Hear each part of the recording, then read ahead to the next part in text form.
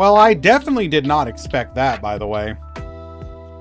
Dragostapelia and Cobra, free to play. What the hell are you doing, Konami?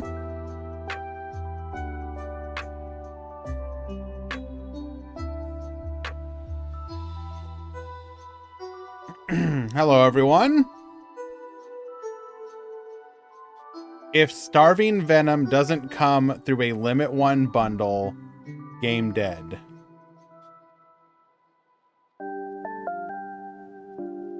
What are we erming about?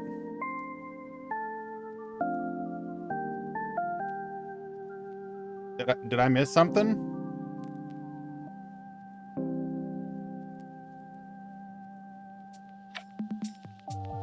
I'm very confused. Anyways. If I remember, Cobra is the Holly Searcher, right?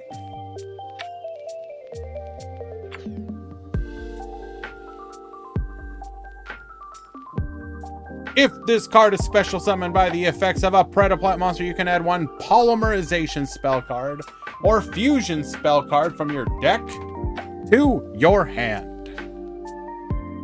It's pretty good. How do you special summon it? Isn't it the Predaplant spell? Practice or something, if I remember correctly. Practice, special summon one Predaplant monster from your hand, then add one Predap card from your deck to your hand, except itself. Also, for the rest of this turn, after this resolves, you cannot special summon monsters from the extra deck except Fusion.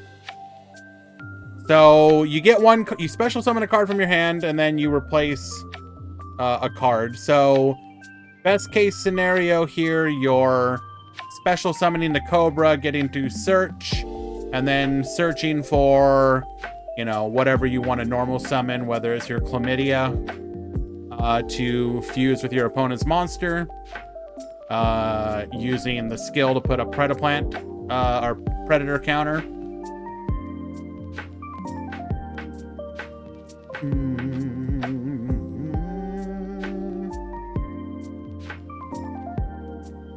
And then, of course, Dragostapelia. Y'all know this absolute stinker. Super Poly, target one fusion monster, one dark monster. Once per turn, quick effect, you can target one face-up monster your opponent controls. Place a Predator counter on it. And if it is level 2 or higher, it becomes level 1. Negate the activated effects of your opponent's monsters that have Predator counters. Nice Nightingale you got there. Would be a damn shame if it had a Predator counter. Wait, no, it targets. Never mind, I take back everything I said.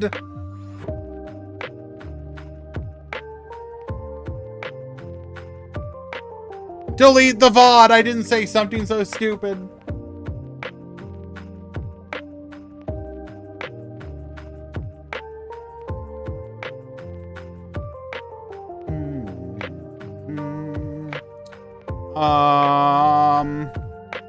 Go ahead and hide you for a moment. And then in addition, because I don't know, screw it, we just want to continue to give you free stuff to make you continue loving the game. We're gonna celebrate the fact that all of the U-boys and all of the bracelet girls are here. Sure, because like, why not? No, you are Dream Ticket. Technically, no, which is unfortunate, but so I believe they also posted a tweet about this one.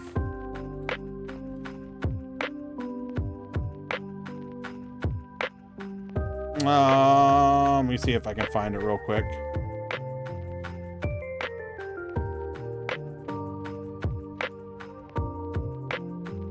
There we go. Dun, dun, dun, dun, dun. Oh my god, I heckin' love Arc V! Don't you love Arc V? Now, the one interesting thing about this one, in theory, is the fact that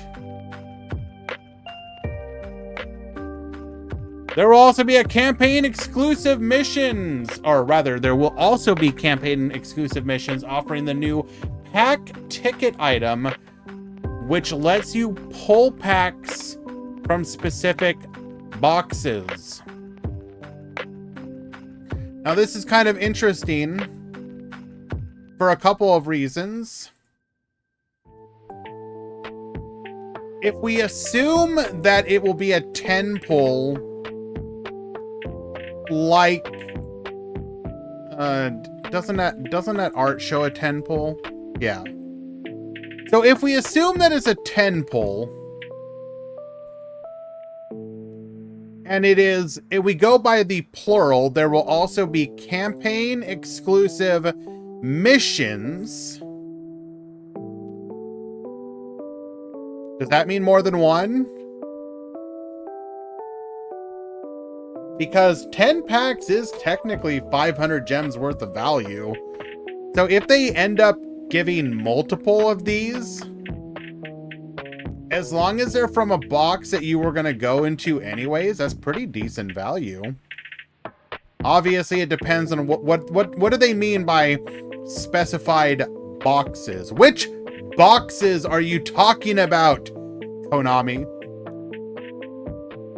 The other question, of course, also being that we're getting 500 gems. We assume also 500 gems from the new box release, so that's another 1,000 total. And if we assume that the new mission will go 10 packs deep into the new box, that's another 500 gems value, I guess. Does that mean that it's the equivalent of like 1,500 gems? Because if so, that's...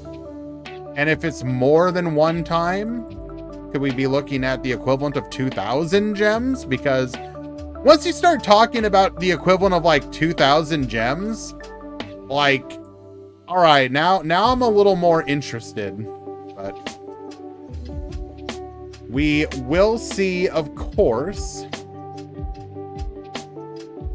Now, obviously, there was a comment in chat, Duncan, these people refuse crafting.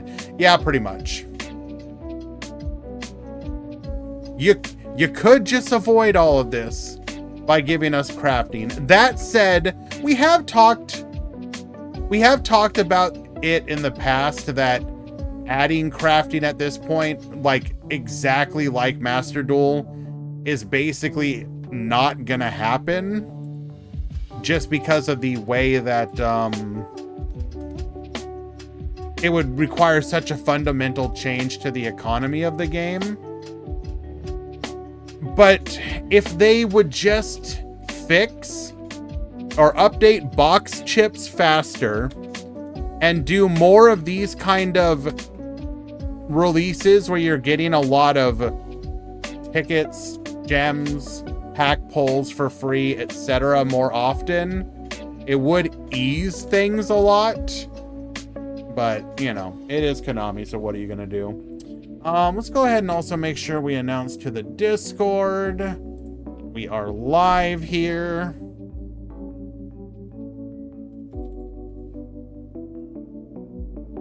Duel Links Meta Weekly number 353 stream is live.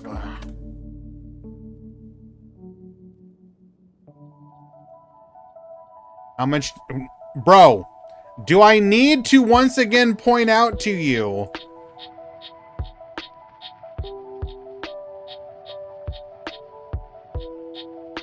I am a pariah.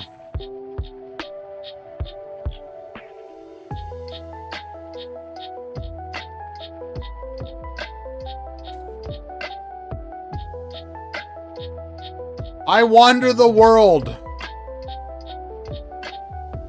A pariah. A lost soul.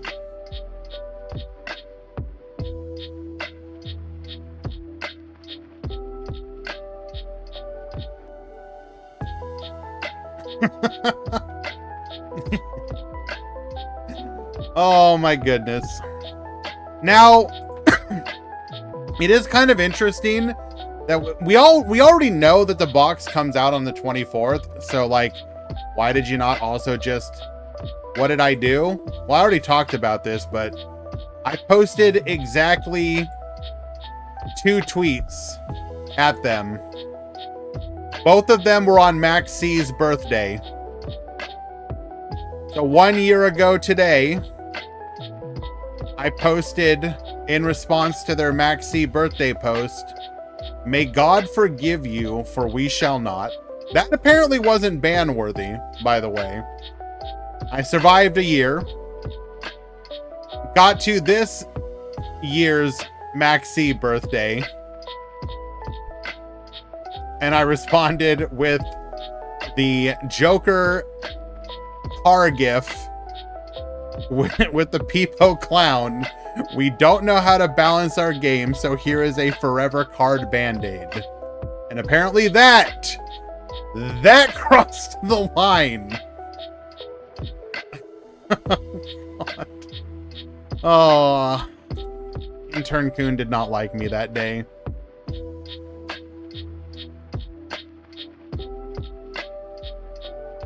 So yeah, obviously we do not have the new box announcement yet. I highly suspect we'll either get it today or tomorrow, when you consider that there's only a day difference between the Yuri release, which is the 23rd, which we have the announcement of, and the box, which is the 24th. So yeah, should know exactly what we're going to be getting tonight, or probably I want to, it has to be tonight, right? Because it's usually like 3-day announcement. But I would say tomorrow by the latest. Droplet will be in the box. That's one of the things we really want to know. Will Droplet be in the box?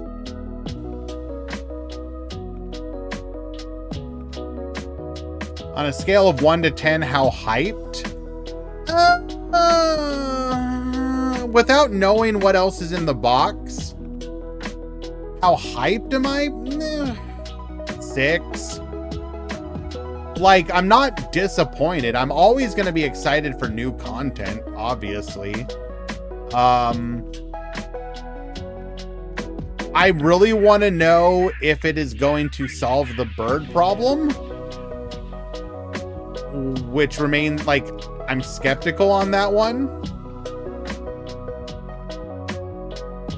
Second wave of Albaz support. I mean, I don't know.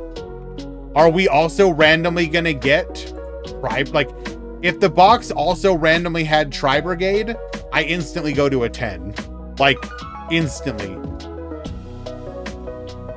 One of my favorite archetypes ever. 11. We're up to 11. If it's Predaplant, Ancient Warriors, Dark Lord, some Dinos, some Volcanics.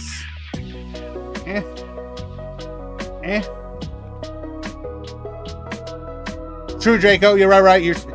So I have a feeling we're not gonna get Tri Brigade, as much as I would like for it to be in the box. Tri Brigade's probably a December release. You release Tri Brigade like you did. Well, okay. I don't think Tri Brigade is on the same level as Live Twin, as far as like, man, we're really gonna get the waifu hunters with this one. Like, if I was gonna put the waifu hunter archetype in December, it's probably like Dragon Maids, but maybe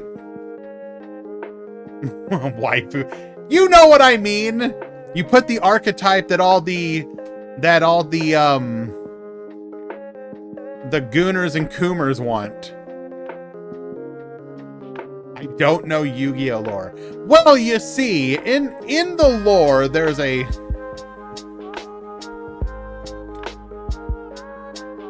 group What do you mean, stop?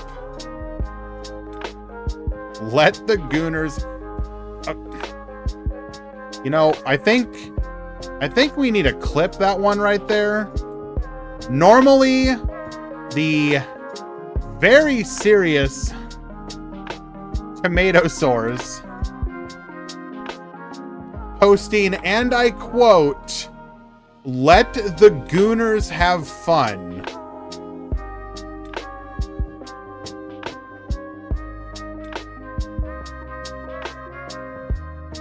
Truly a man of the people. Yeah, we're definitely saving that one. BasedTomato.gif. All right.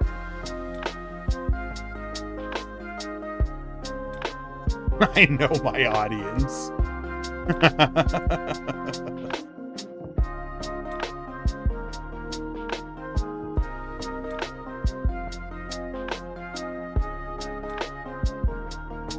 But yeah.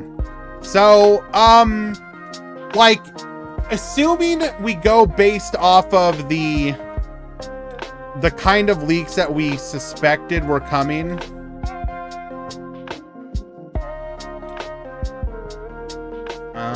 Where are you hiding? Where are we hiding? Oh, not you. Oh my god.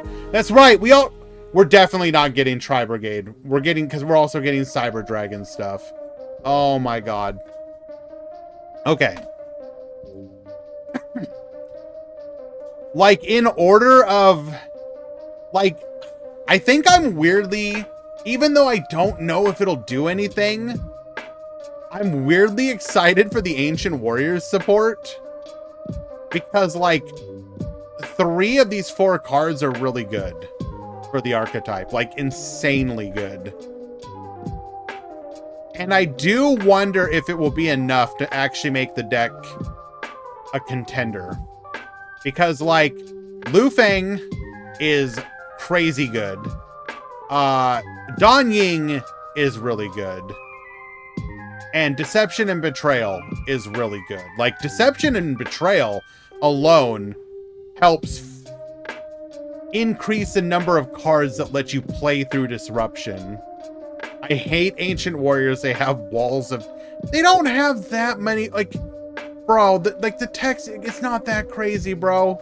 It's like an effect and then an effect when it's sent. Alfred has broken Ancient Warriors. I don't know. If we go to Ancient Warriors... Wait. Did people not even move the deck? Oh my god, we didn't even move it. Nobody's even...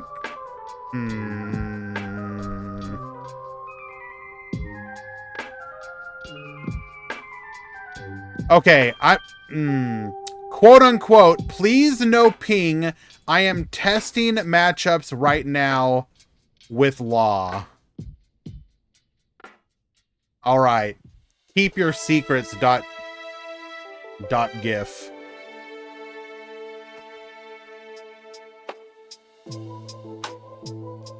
And do we really... Okay, is 7TV back? Can we get an Aegis, like, Aegis Floss? Are you there? We definitely need to fix that, if possible. Yes!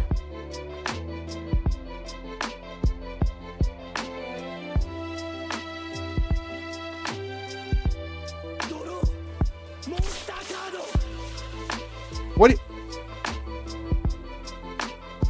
Let me sign in! Don't tell me it's not... Okay, please.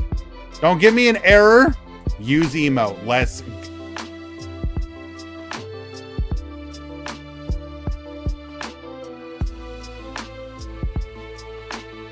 Okay. We have fixed the error. What about the mysterious leaks we got a month ago? Dino and Sky Striker? I mean, your guess is as good as mine. So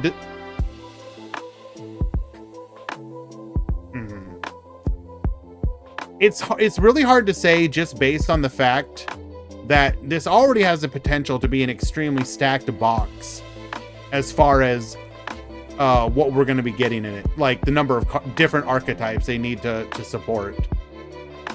I could see them skipping out on Sky Striker for now and put that into, as Meraki says, put that into December box.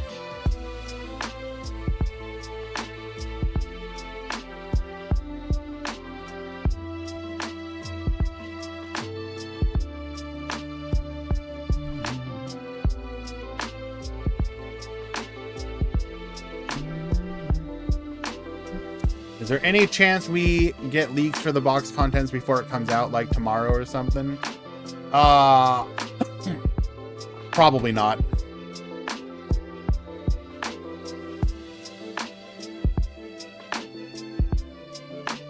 I feel like Sky Striker needs support. Sky Striker is doing fine. The only thing that's like really hurting Sky Striker right now is the prevalence of a deck like Birds. Once a Lyralist gets kind of pushed down or out of the meta a little bit, Sky Striker is... We saw Sky Striker like... well, I need to see how they actually did, but I know they were at least being played in Team Wars this week, for example.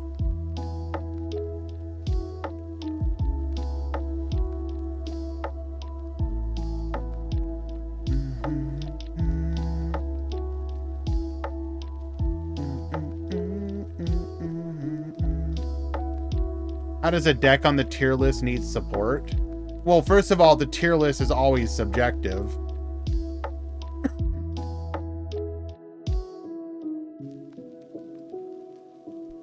And when people are going to ask for support for decks, even if they're already decent, just because either the support is something they like about the deck that it is currently missing,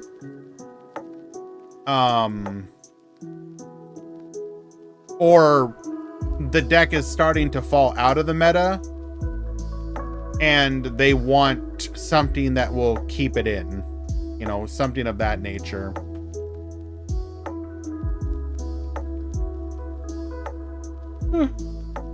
Excuse me. Because, like, if we actually take a quick look at the tier list, like, realistically speaking, is it too much to ask for hero support? Probably not. But they're gonna wait for the next time they're doing a GX push of some kind, most likely. Like, right now, they're really leaning into Arc 5. Or Arc V, Arc 5. There hasn't been a GX push in a while. Well, sure. Which means that in theory, it is potentially on the agenda at some point.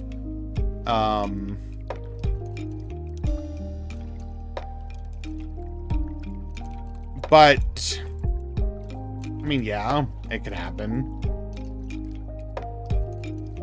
Technically, the Sidra stuff is a GX push. Also true.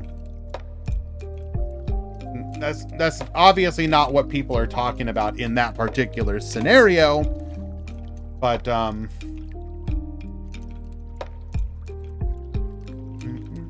hello, Jay. Could Flower Dino see some play in Strikers, possibly?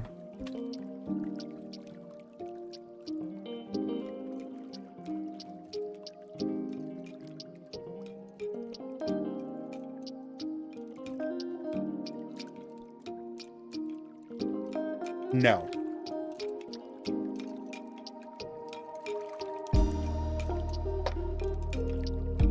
What is your prediction about the Infinity limit? You think we get the second Limit 2 bundle?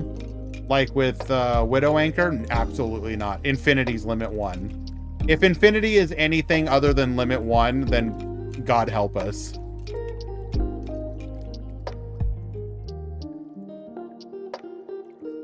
Do you think Starry Night will see play in Starry Night? No, that deck is dead. Nobody will play it.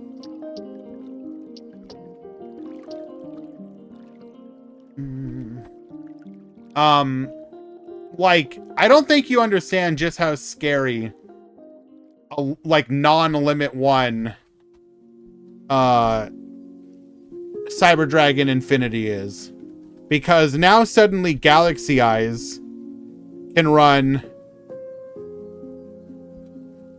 the Felgrand as well. Do you really want to be staring down a Galaxy-eyed board that has both Infinity and Felgrand?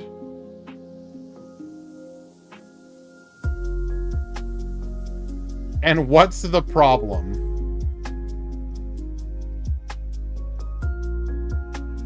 Really, Dwan?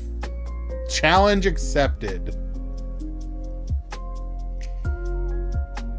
Damn, I'm gonna try and deal with that Infinity. Protect it. I'll negate your negate. I'll negate your negate of the negate. Now what? Do you think Eclipse will move up in the limit list? That's so weird. Like, the only thing that like going to limit 2 is a buff. Even going to limit 1 is weirdly a buff for some decks.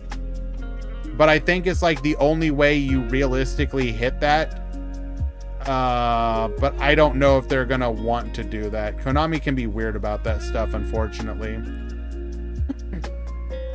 I think Eclipse should be banned, but will they hit it anytime soon? Unfortunately, probably not.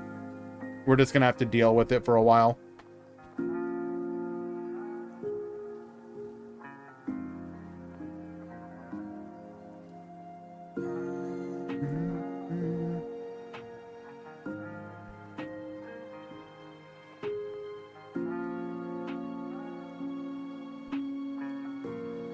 Jesus.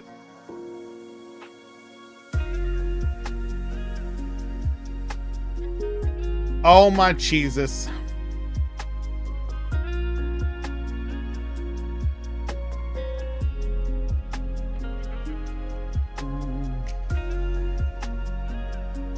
It really is interesting to look at something like this. You have, if you delete this, the rest of the decks are all relatively within the same range.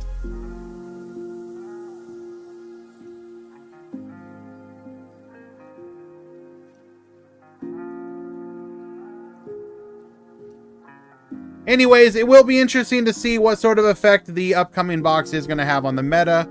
I think the biggest chance besides the new cards is if we in fact do get Droplet in that box, because more people on the ladder with Droplet to help deal with birds, the better.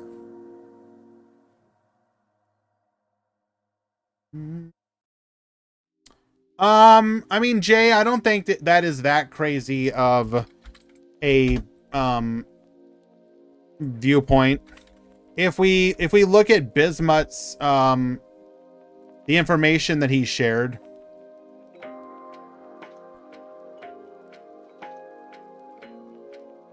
in the tournaments last week,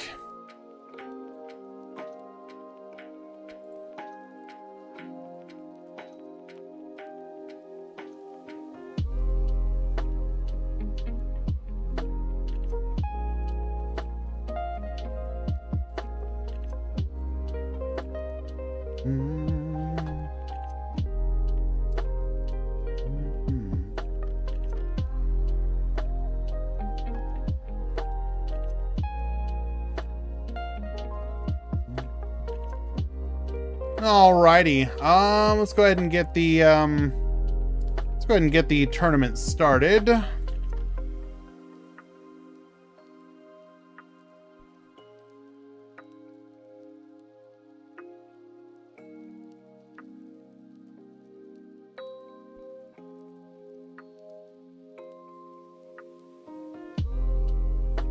Make sure the drops went through.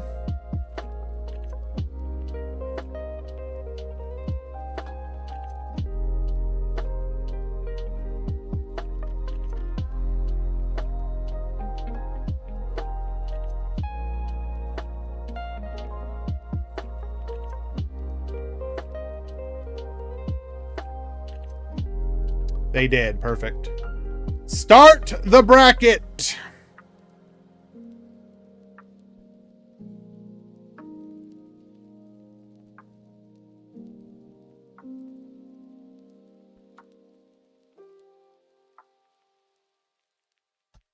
Meta Weekly alert! The tournament has begun.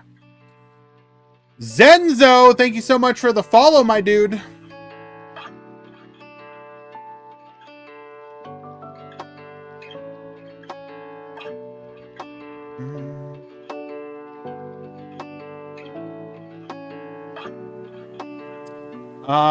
This will be a main box, right? That means December will be third straight speed main box.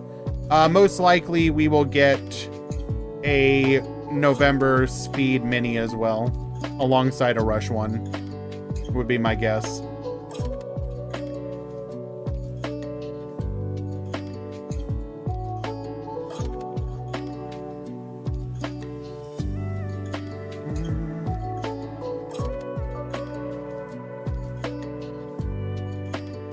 Sorry, Mr. Clapper. I didn't see your ping until it was too late, and it was wrong Discord, so I ignored it.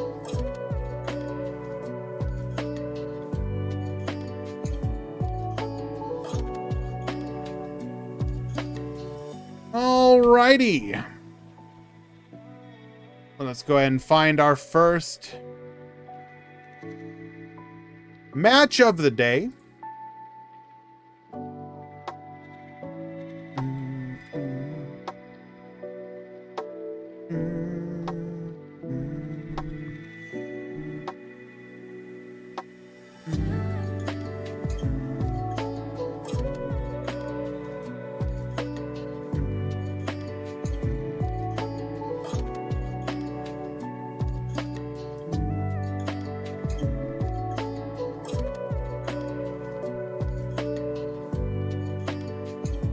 Okay, sure, we'll watch this one.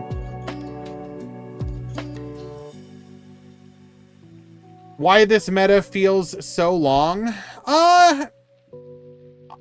If we were to analyze why you might feel like the meta feels so long, the last ban list really didn't change too terribly much, and the other decks in the meta have been around since before then. So, that would be why.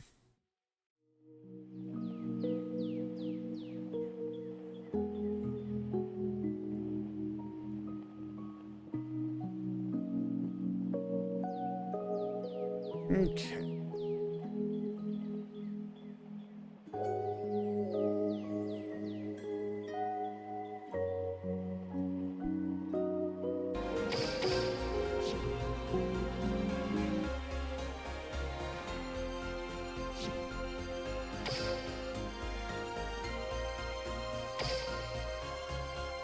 All right, let's get this going.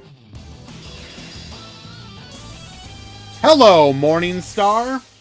Are you ready for your namesake to make his triumphant re-debut in Duel Links? Dark Lord's best deck, baby. Duel. All right, Shiki at the top with the triple set in the back row. We're gonna go Regulator into the two Time Thieves. Chrono Quarter and Adjuster, we're going to get Dumping, sending the Bezel ship. So far, no response. We may be able to make triple back row and going to be able to make our board uninterrupted, perhaps, perchance. Hello, rookie. I mean, yes, Predaplants. So, if we analyze the cards that we are potentially getting, what decks could be a thing? Predaplant?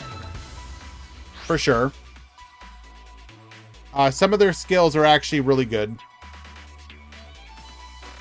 And the fact that we are guaranteed to be getting, like, Dragos Stapelia, for example, is really nice.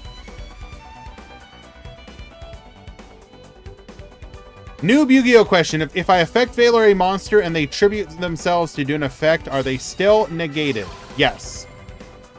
If the effect Veiler resolves, then if the card then tributes itself to try and activate an effect, because it was negated on the field, it will resolve negated.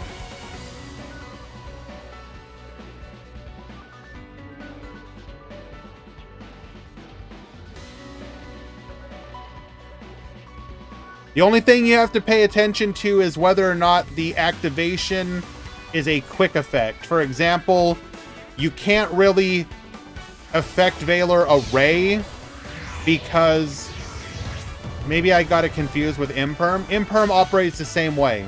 As long as the negation happens to the monster and it resolves, it will not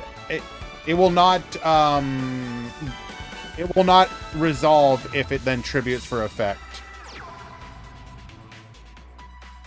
Hello, Paris.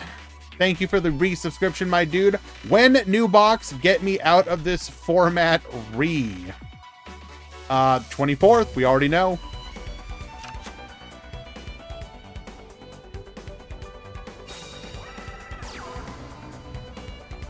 The name and my profile pic are ready.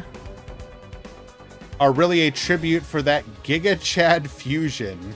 I hope to have fun with the new Dark Lord. So if you have seen the dude, is our back row really nothing? There is some kind of delay. What's going on here?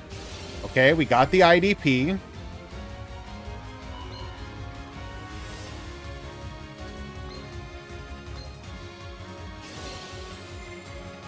We're gonna go for the bezel ship here.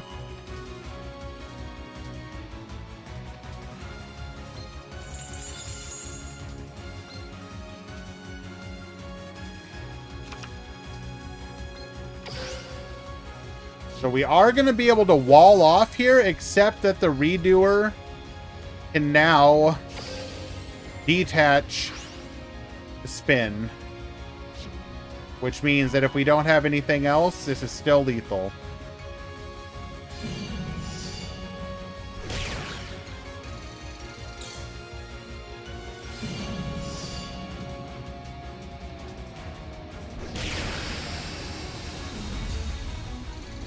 If your opponent was to, for whatever reason, not chain Ray to being negated by an effect Veiler, then if she then went to tribute herself, she would resolve without effect.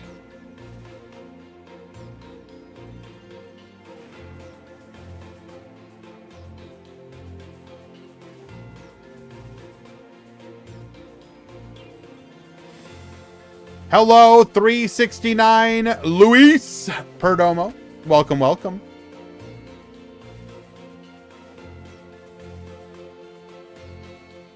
We go to game 2. But so we were talking, Predaplants has the opportunity to be good. Ancient Warriors, if we get all of their cards, I don't want to have too much copium, but I also think that we have a chance for that deck to be good now, because you don't lose on your normal summon being disruption. And that was like always like, oh, those cards are so good. I mean, obviously they don't really have a skill other than the Tenki Search one, but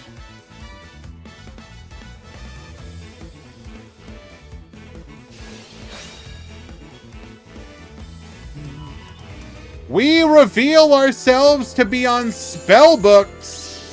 Blue Boy gonna get negated here.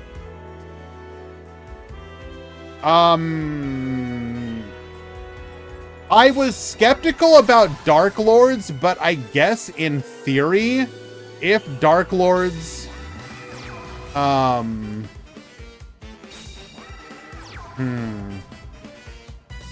watching that combo made me almost a believer, but that falls into the heavy copium category of I want to believe, but I can't. It's just not right to believe again. Surely there's no way.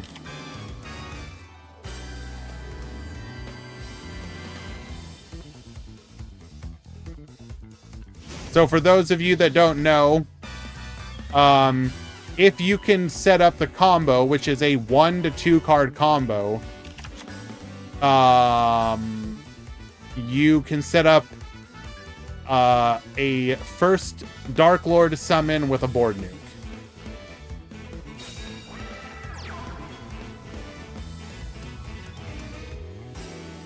Seems pretty alright to me. We're gonna go for the Dogmatica punishment here. Get poppin'.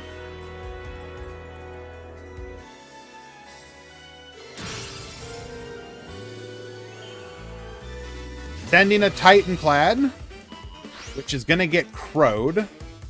You will not get a Dogmatica search during the end phase. But it does look like it has ended Valk's turn.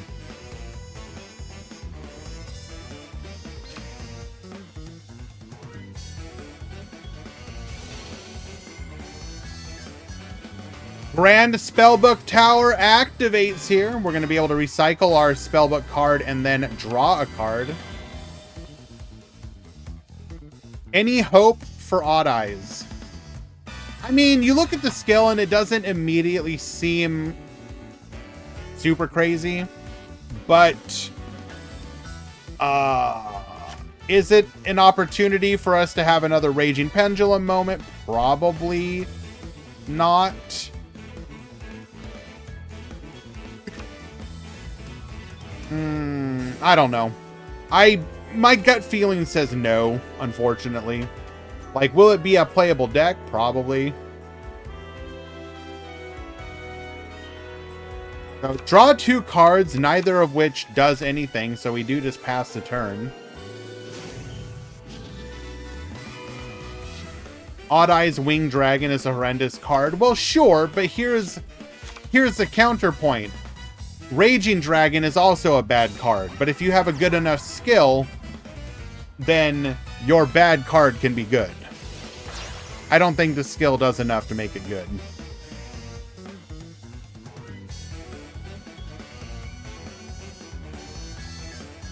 Raging Pendulum worked exactly because the skill set up everything you needed to do. Like, single-handedly. And just gave you, like, a ridiculous amount of materials to make all your plays not be such a huge neg.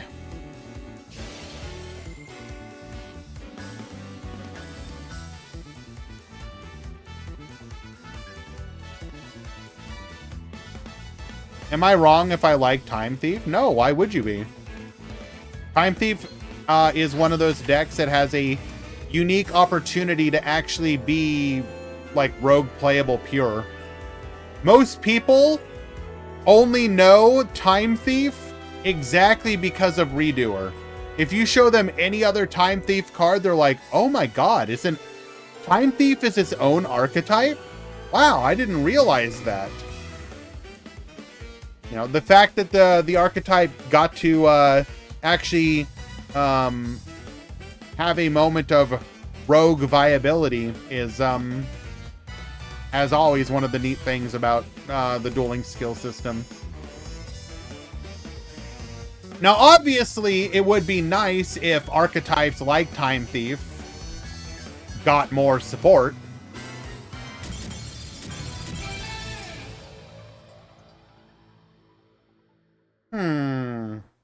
Well, that's unfortunate.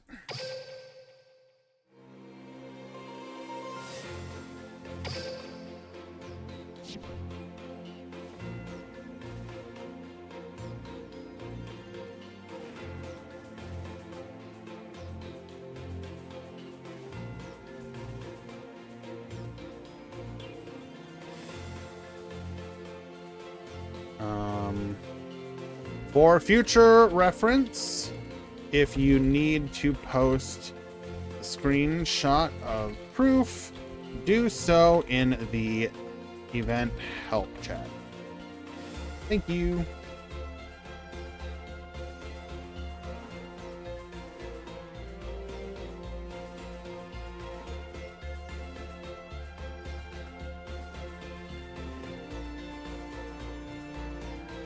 But, so where were we? Was talking about the fact that...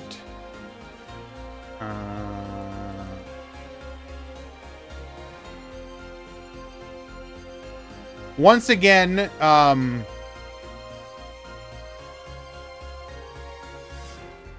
capture. Time Thief is one of those archetypes that is like...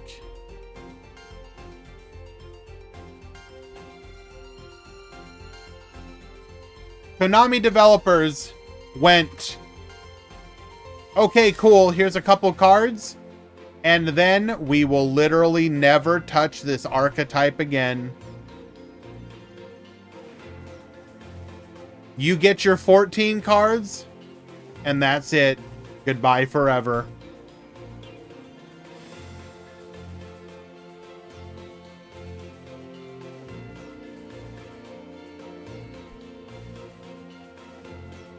We are currently missing... well, you don't really count, but we're missing 3 cards from Duel Links.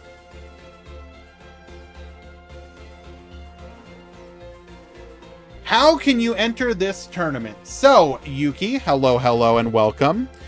So, on this channel, we host 2 different kind of tournament series. This one is the Meta Weekly, which is hosted on the DLM Discord through Decade on Twitch. To be able to join these particular tournaments, including the Master Duel tournaments that are hosted through DLM, or through, in that case, Master Duel Meta, you would have to be subbed to Decade.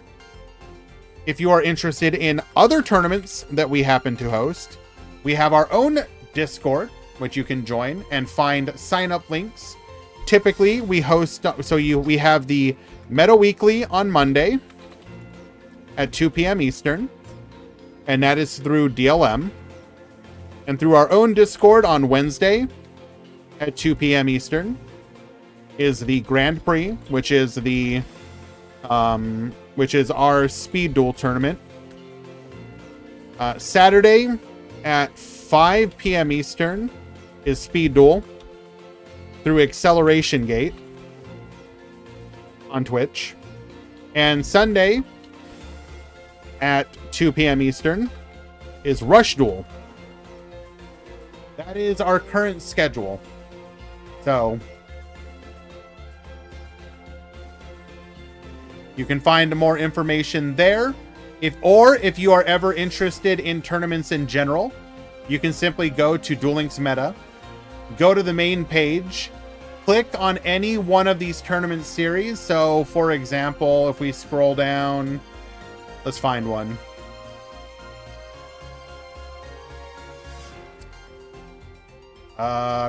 Here you go, Quantum. You can see here, if you wanted to join this particular tournament series, you would find out how to join right here. Click on that. It's going to take you to where you need to go. You can get information on their particular tournaments in that Discord. In examples of other ones, same thing. How to join, you'd click there. So that is the easiest way to help you find tournament series that match up with your time. You know, if you have certain days that you're looking for, look for tournaments that are hosted on those days and join.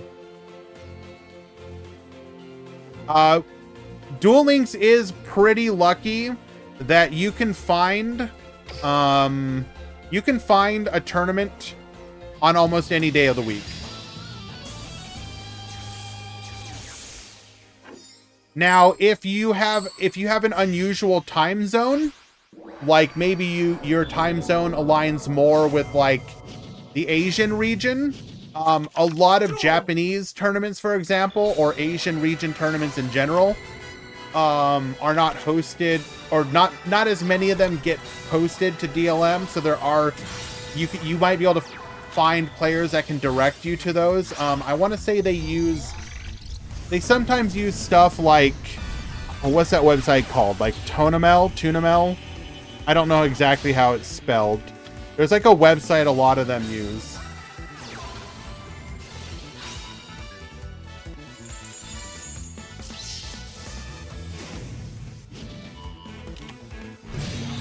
All right. Not big enough to beat over the bezel ship here.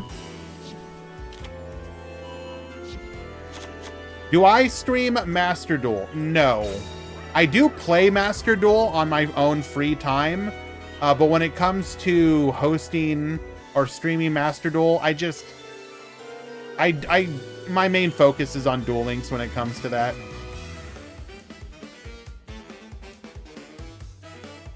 Although I will say I haven't actually played since Tenpai came out. At this point, I'm probably waiting till Master Duel gets Whitewoods to play seriously again. Going for the Time Thief Redoer here. We're going to be able to dodge. Oh, but we've got the Effect Veiler. You will dodge nothing. So we will ensure that we can pop here.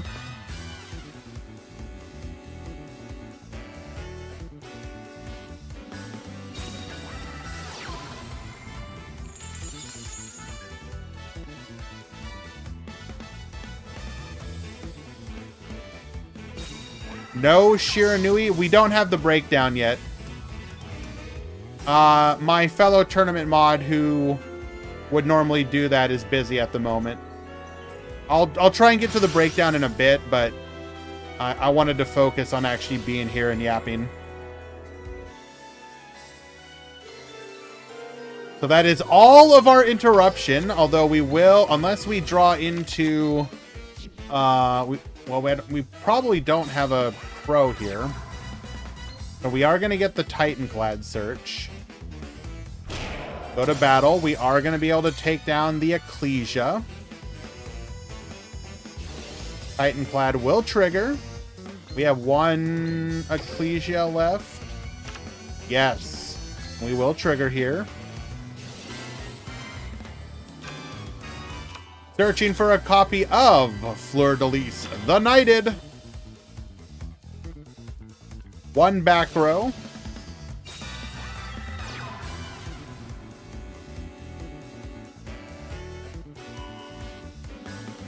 Negating the Winder here, not really relevant. Last card is a back row. We will go to battle. Baboost.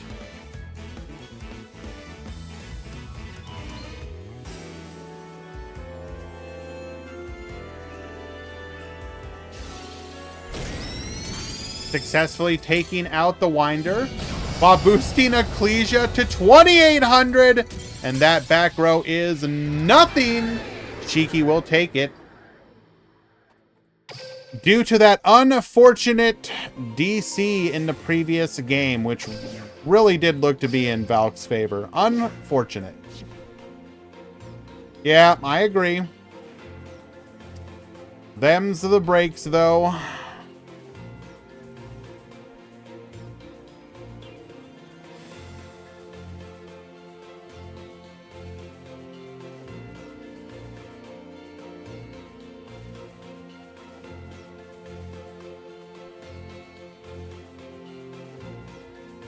Okay, let us find another match.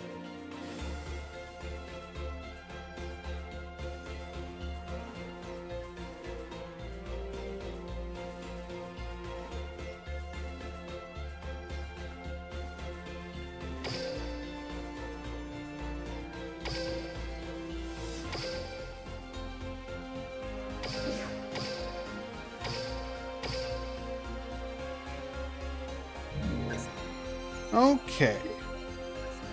And incidentally, the sign up is going to go up in the Discord tomorrow, but I do want to reiterate to everyone, the Duel Links Grand Prix, which is normally on Wednesdays,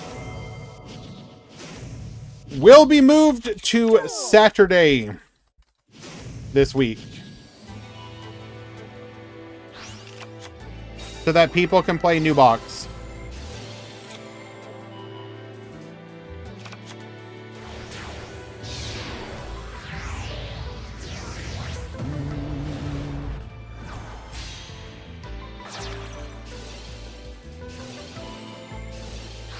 What even started the sudden rise in Spellbook? It's not that much of a sudden rise, is it?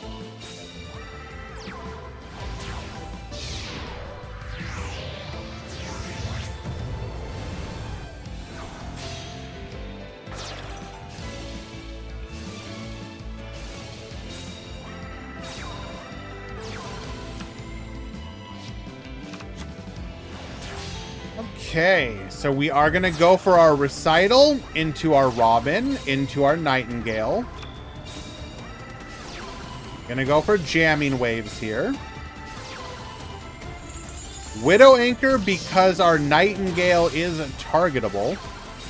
Successfully taking out the Book of Eclipse, so you have no disruption other than the Ensemble Robin.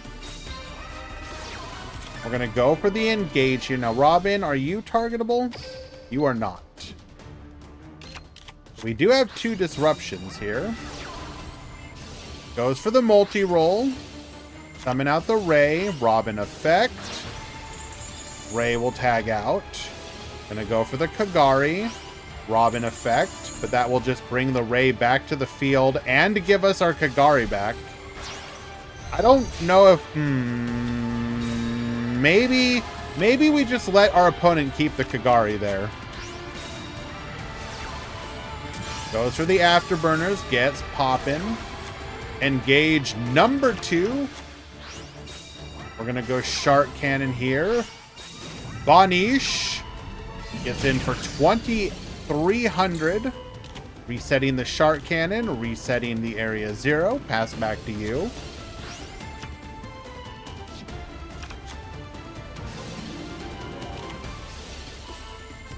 Shark Cannon, banish the Wagtail. You will summon nothing. Bird Humming, allowing us to make another summon here, except we will get hit with the Widow Anchor, which we will then immediately reset. And we'll simply go to battle, and that will be lethal. Strikers take it. Game number 1. I think the critical mistake there was... Why was our Nightingale targetable?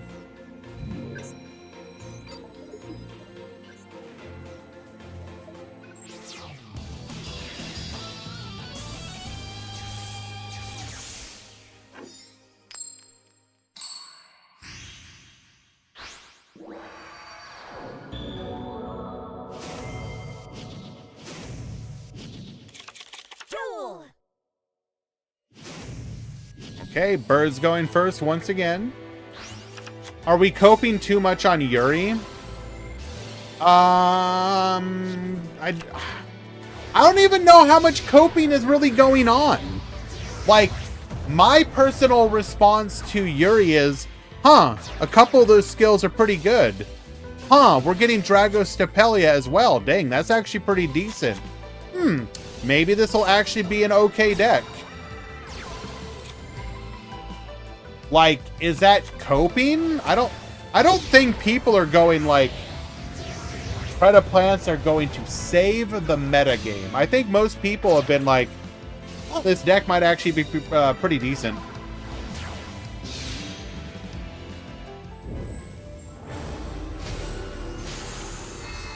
As a dragon player, I hope it bombs. Well, I mean...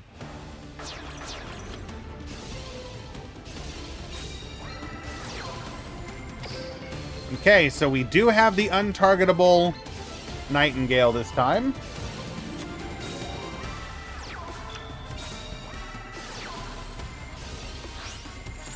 The character comes out on the 20th. Well, okay, the character... The character... I think it should be, because it would be really weird to release a character, get a Predaplant box, and have it be unplayable at that point. I think Yuri might be similar to...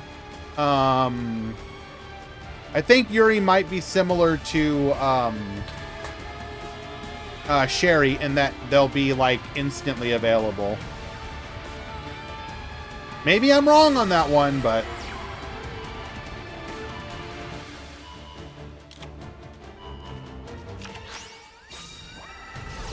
Well, because, like, the box comes out the next day, and you have a campaign for their release.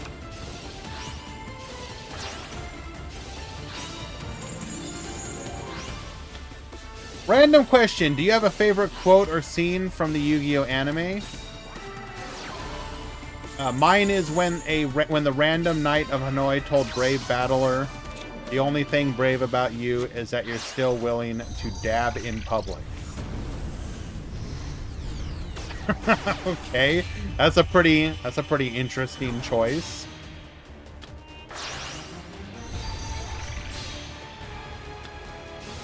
Goes for the Nightmare Phoenix, gets popping, gonna go for the Ningirsu. Wait, are we gonna Ningirsu send? Okay, that's certainly one way. And then we simply remove it with our Shark Cannon. Bruh. You know, I'm gonna be honest. I kind of have a warm place in my heart for Ningirsu.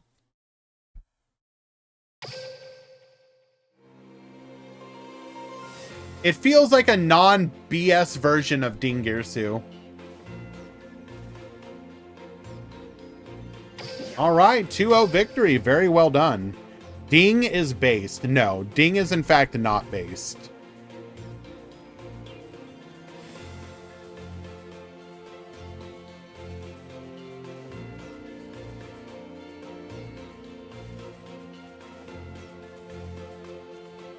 Well, that's... A DQ loss in round 2. Well, that's unfortunate.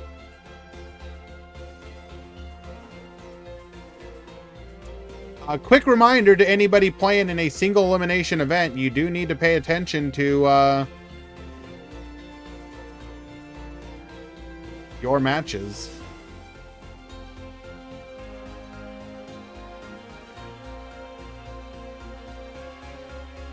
Oh, you're here. Well, I can reset you. That's fine. It's single elimination.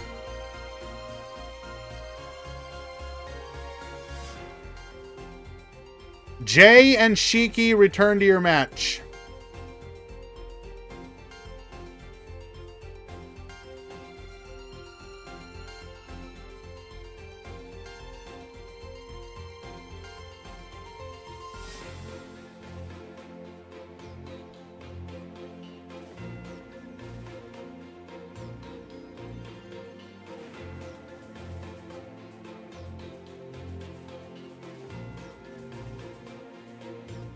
Come on, Jay. No need for that.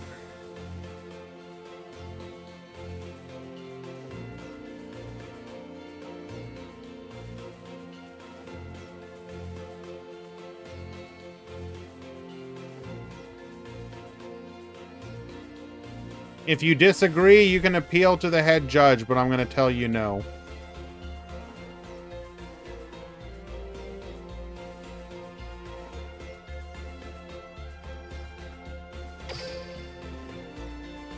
Didn't Ghost Gal have a campaign too, since she was the 100th character? Was it Ghost Girl? I don't think it was Ghost Girl. Wasn't it a different one?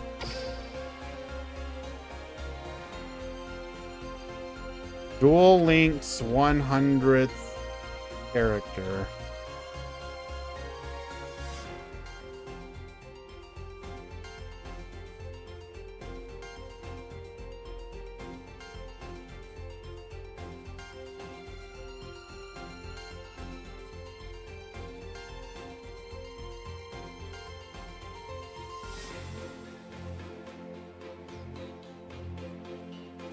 Was it Ghost Girl? Okay.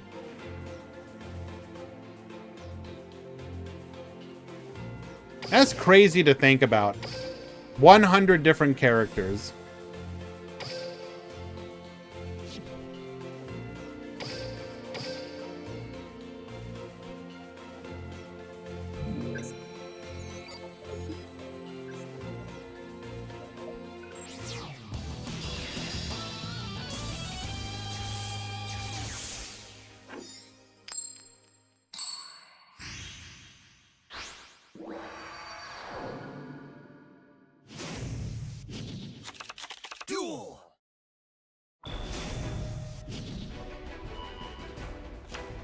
Ooh, this is actually a pretty cool Reddit post.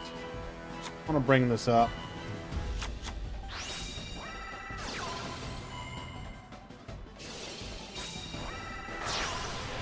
We'll look at it after this particular round.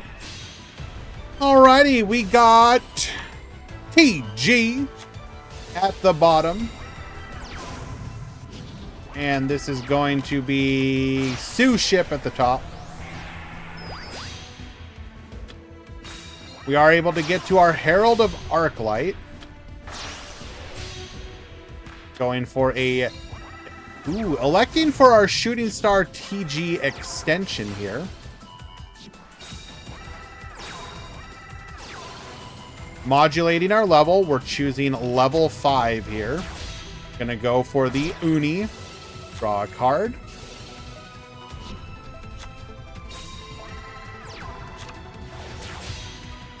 Make the Akura.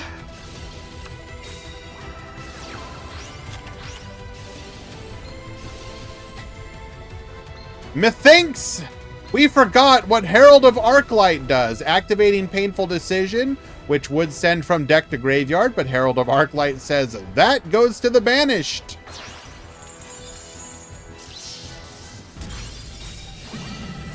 We are going to negate the attack here. Miscellaneous Saurus goes for the Effect Veiler. We will negate the Effect Veiler. Miscellaneous Saurus, go ahead and bring out Forbidden Lands to get reducing. Red Rain! We will negate. Get Banished. 3,300 direct. And we get soloed by the Shooting Star TG. Very interesting. 114 characters now. 115 after Yuri. Interesting.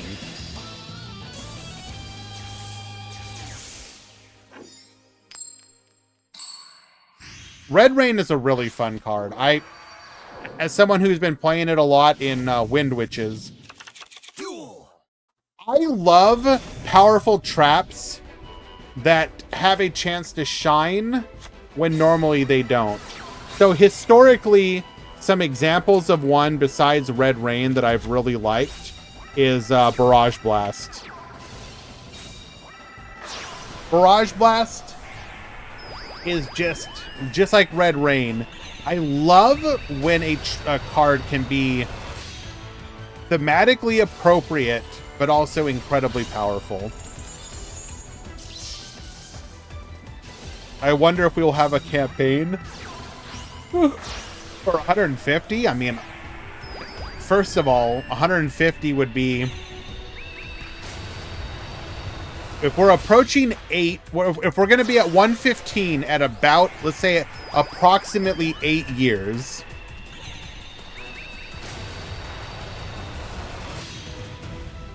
So 115 divided by 8. That's 4. So let's round it to 15 to 14 per year. So one more year is 129. One more year is 143. So that would be the 10th anniversary. And then sometime during year 10/year 11 is when you'd get your 150th. So like 2.5 years from now, assuming that is the case. Yeah, you know what? If we're having this conversation again in 2.5 years with our 150th character, oh yeah, there better damn well be a campaign for it. We're gonna go for the V mana here. Goes for the Star Guardian. V mana to negate. PG extension. Dodging. To return to the field. We will take out the Power Gladiator, drawing a card. Forbidden Lance. But we will exchange with a Forbidden Droplet to ensure that we win the trade there. Uni effect. To the field. We'll still... Well, so...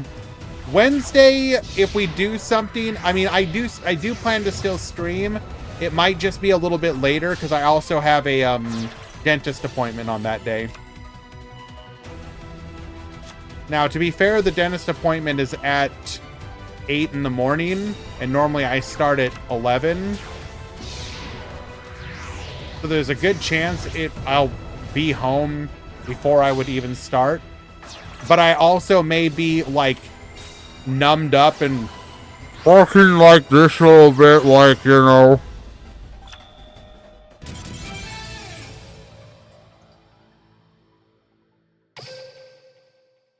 All right.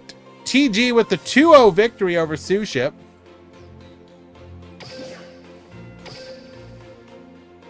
Now, let's go ahead and bring up this window for a moment.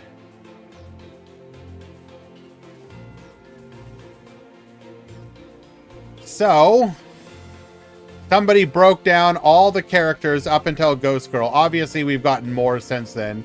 So this post is 1 year out of date. But it is very interesting to see. So 1, 2, 3, 4, 5, 6, 7, 8, 9, 10, 11, 12, 13. So we're averaging about 12 to 13 characters per year.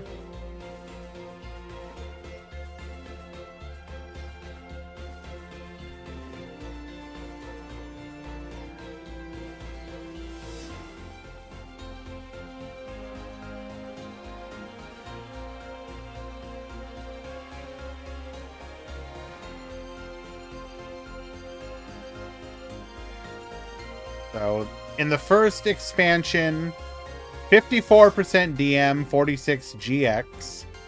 Next year, 17 DM, 33 GX, 55 Ds.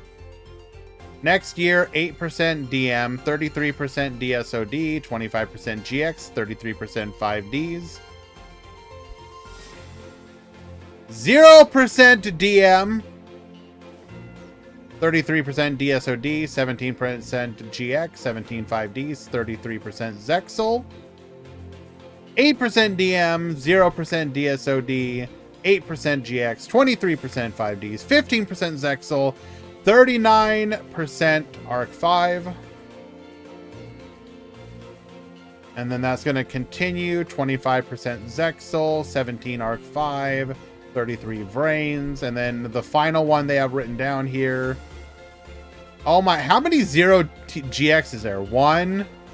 GX 8%, so that's 1 character. GX 1%, 1 character. What, 2 characters? Oh yeah, so it's been a while. We got... Did we get one in 2024?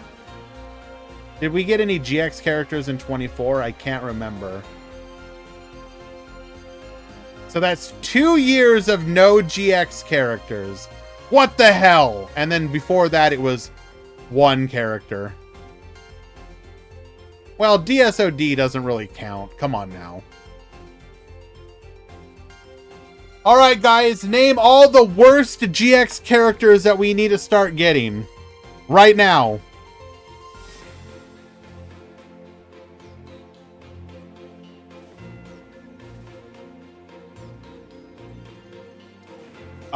What was the name of the guy who cosplayed as Yugi? Yu-Gi-Oh! GX Yugi cosplayer.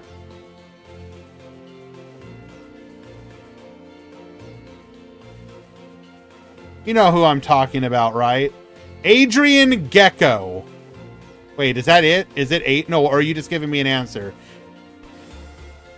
Who is it? Yugi... guy who plays Yugi's deck versus Jaden. I want that guy. Dimitri, yes. Give me Dimitri. Give me another character that just gets like dumb dark magician skills.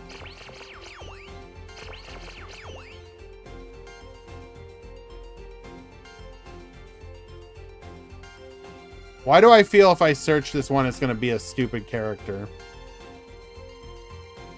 Wait, this is a real person.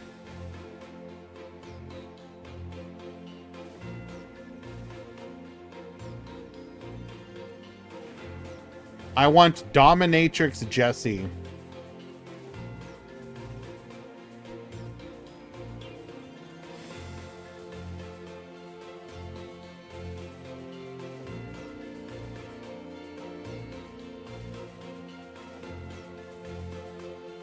All right, let's get another match going.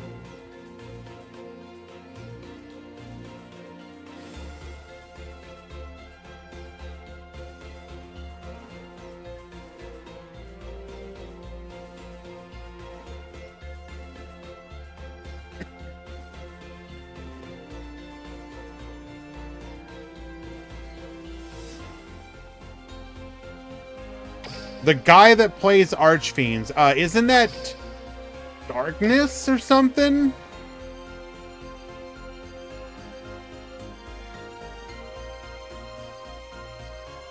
Titan.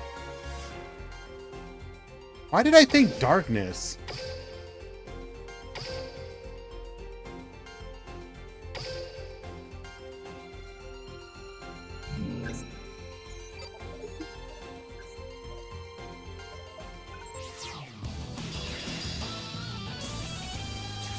All right, hold on. I'm gonna do a quick self education here.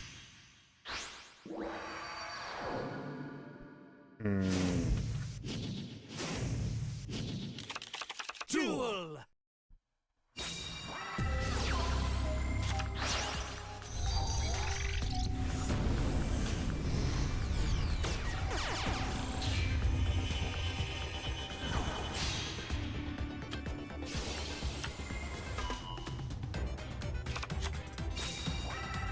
Okay.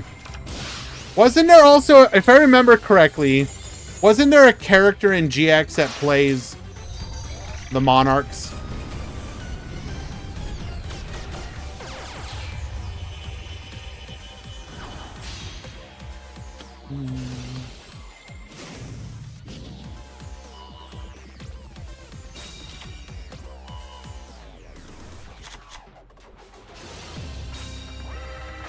Give us Chumley with a broken Master of Oz skill.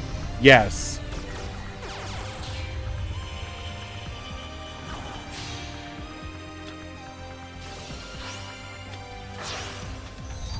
Alrighty, we got Psycho at the top. We got Mr. Clapper at the bottom. This is going to be Sun Avalon versus Borrelink. Jesse Ubel. I mean, you obviously save Jesse Ubel for when you get like the new Ubel support, right?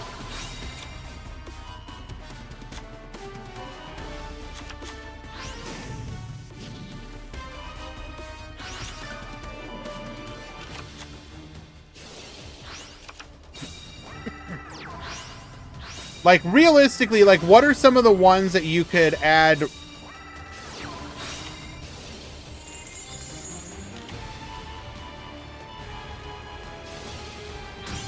What are some of the ones that you could add, and potential, like, that would make sense? Like, cause, like, I think instantly offhand, my head goes to, like, you could do Camula because getting to design vampire support would actually be incredibly fun, I think. Like, it actually would just come down to how much do you actually want to try and support these, like, older decks? How much do you want to lean into creating busted skills to make these decks good? I think you could give vampires enough busted support to make them viable. Sure, why not? There's a couple cards we're missing. Release those and then give it a busted enough skill. But Mr. Clapper takes game one.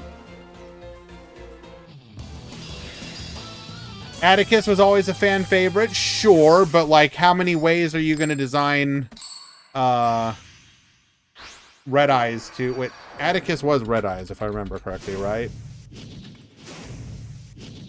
Yes. Like, how many different ways are you going to design Red Eyes? Like, come on now.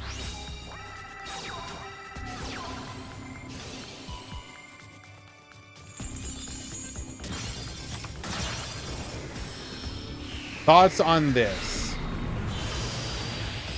Comely can be retrained to be a flip beast archetype and have a Master of Oz / Master of Hand. Sure. Book of Eclipse, flip everything face down, and we get to play the game now. Do I know what deck his dad plays? It's like the drunk deck or whatever, the table flip one. Yeah, and in the dubbed version, it was hot sauce or whatever.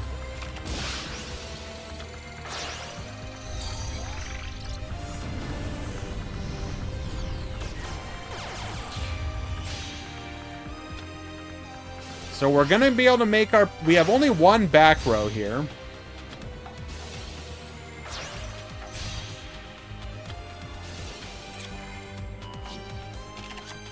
How many GX are... No, okay. So we're obviously listing a bunch of characters. A lot of them, like, don't really have archetypes to bring necessarily. Or at least if they do, or they've already been in the game for a long time. Like, how many... The Moki Moki guy. Good luck trying to make Moki Moki actually a deck. Tyler Sisters are the clear obvious ones. Wait. Aren't the Tyler Sisters from Arc 5?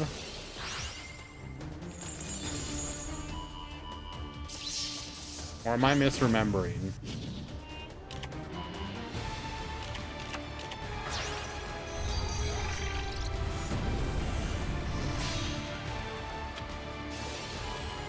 Yeah.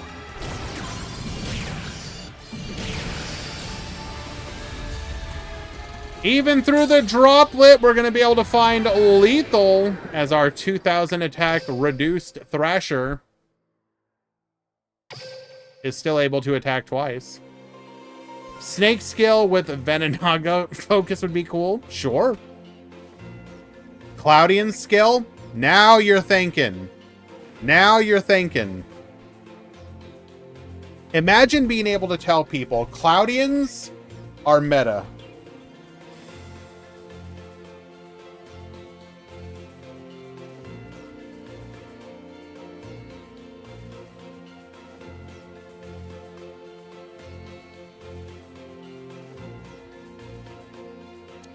Hello, issue?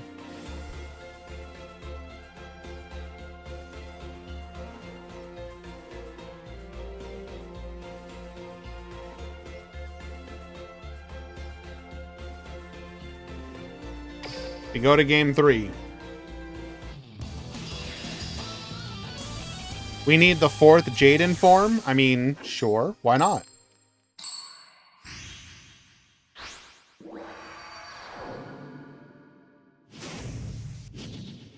Why isn't Tour Guide playable? They should be.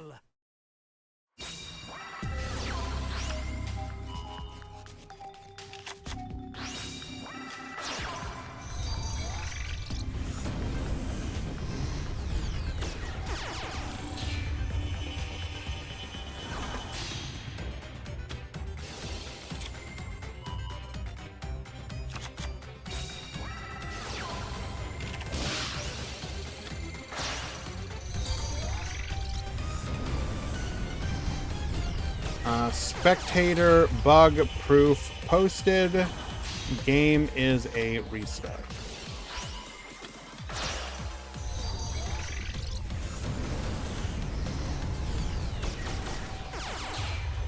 What's... No, they're saying they want more forms, Zenzo.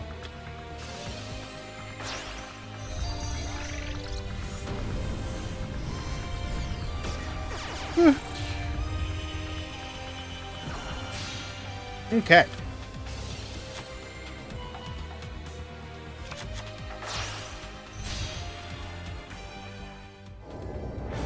Like, realistically speaking, you shouldn't be able to do another form. You have all the different versions of Jaden. But, like, at the end of the day, life finds a way. Stop yawning. It's Veru and... Murata, could you please use correct spelling, grammar, and spacing in your messages? I would appreciate it. Thank you.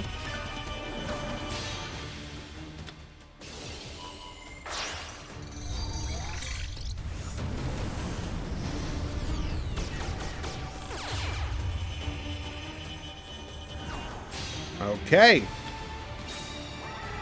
Double back row, one of which we know is the Bloom. No effect Veiler this time. So if we can get to our Chaos Dragon Levianeer, we should be able to pop off. Is that Khan? No, that's Psycho. 2 bodies on the field. 5 cards in hand. We're going to go Spiral Dragon here.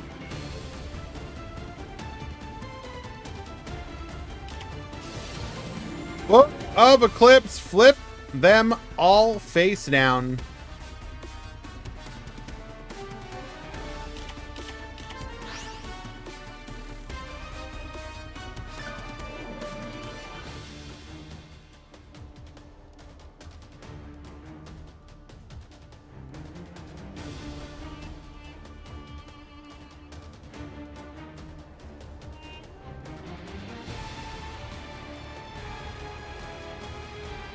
Like, I think the fun is when Konami starts doing really obscure characters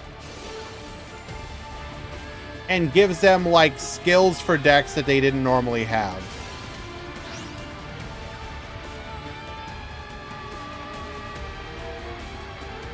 Like, an example would be when they very lightly leaned into it. Oh God, what's a good example?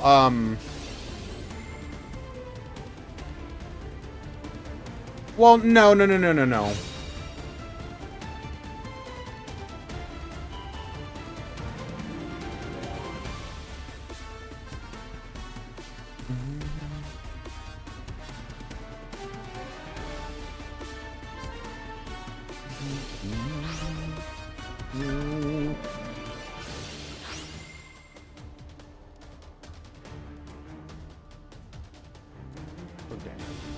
Trying to think of a good example.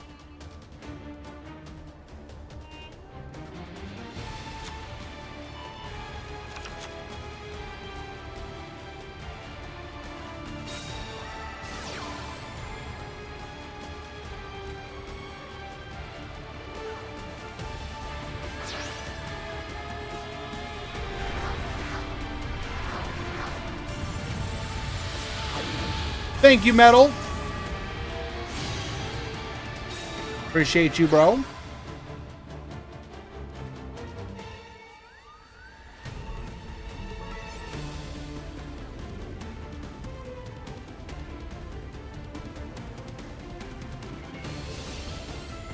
Okay.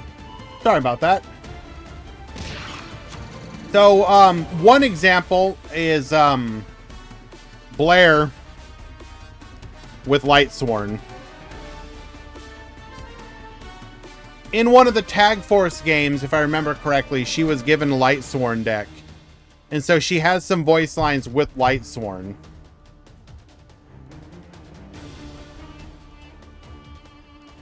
So, like, it would be neat if they ended up leaning into that a bit more.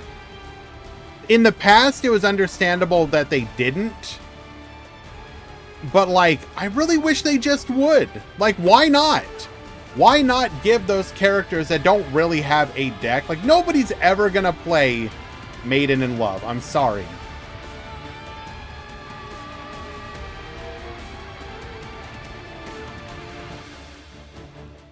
Cosmo is another example, yes.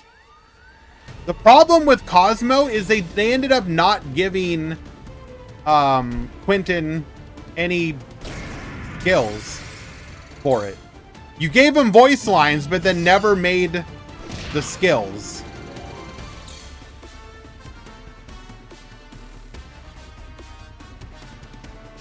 Drewy, be sure to click them all. Multiple times.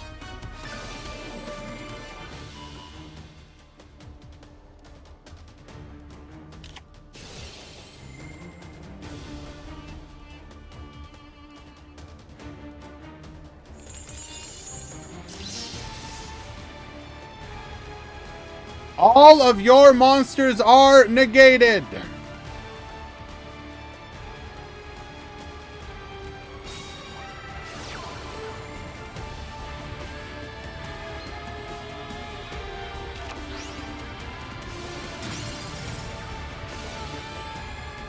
We're going to quick launch into the Silver Rocket. Silver Rocket will be destroyed in the end phase. Come forth, Rocket Tracer. Artifact Lancia is going to stop us from being able to bring back our Bengalancer via its graveyard effect. One card in hand, Shrine to revive. So we are going to be able to go for Thrashers here.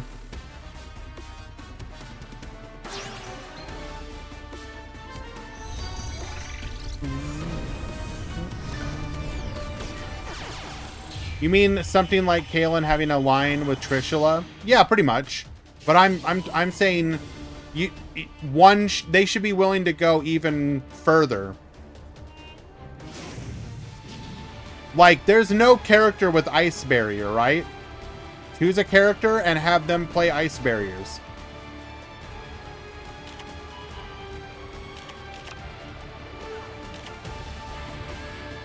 Whether you want that to be Callan, whether you want that to be Rio. Like, I think it would be fun to actually have archetypes like that. Wait, why did we not go into another Thrasher? Do we just figure we have lethal anyways? What's going on here?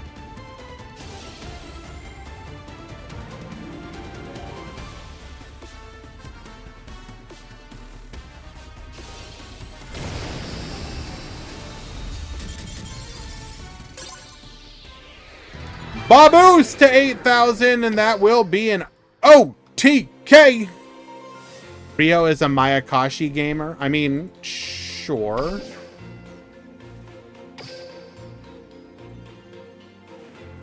Crystal Wing Synchro Dragon activates its effect.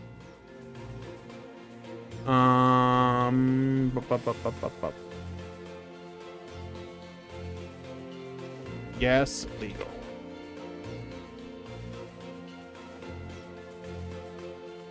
Okay. Why do we have a mod call here?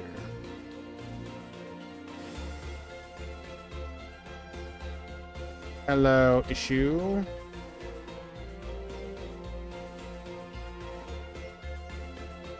What's going on here?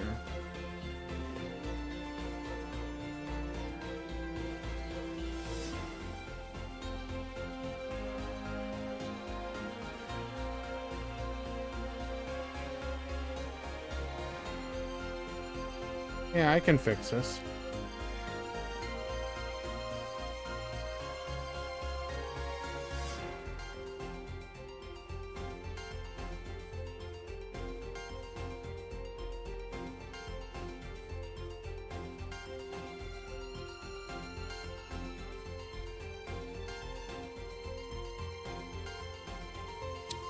Okay.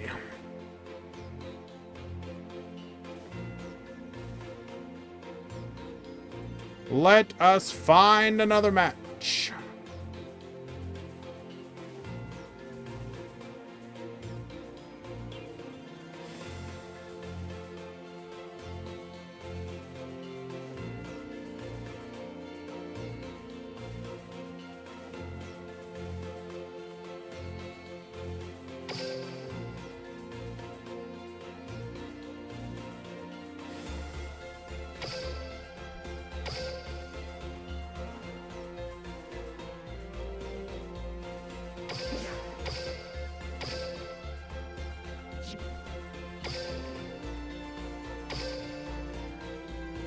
One of these games is bugged, so we'll have to skip it when we find it.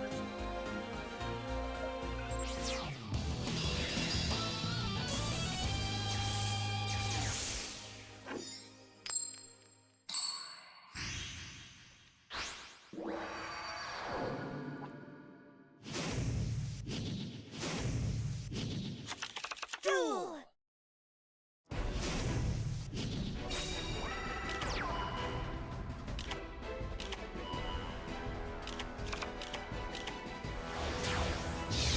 Alrighty, we have Lintu at the bottom. We have Kobayashi at the top. Very cheer girl. We're going to go ahead and draw a card here, setting 3 in the back, putting another monster face down. Warbler is going to go ahead and revive the Sparrow, but we shall negate. MST, pop another back row. Feral Canary is going to get that Sparrow to the field regardless of what you're trying to do. Needle Sealing wipes the field, end the turn. 1 back row. Flip, flip, flip, and Book of Eclipse. We're going to go ahead and draw 3 here, but that critical turn, Feral Canary, bring back the Cobalt Sparrow, getting a search here for our Sapphire Swallow. Gonna go for the Restful Starling.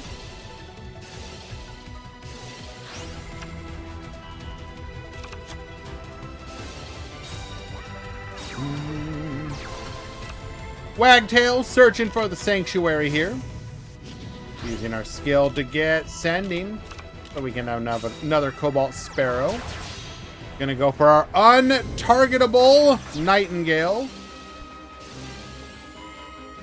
Attach a material, attach another material, attach even more material. Oh no, we didn't even do it that time.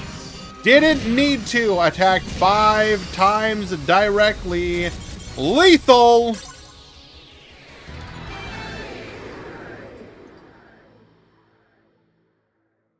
It's not, so the main reason I think it's neat to have archetypes that didn't have a character associated with them get an archetype associated with them is just because the further you move along into the history of Yu-Gi-Oh, the more removed you become from the actual anime itself, right?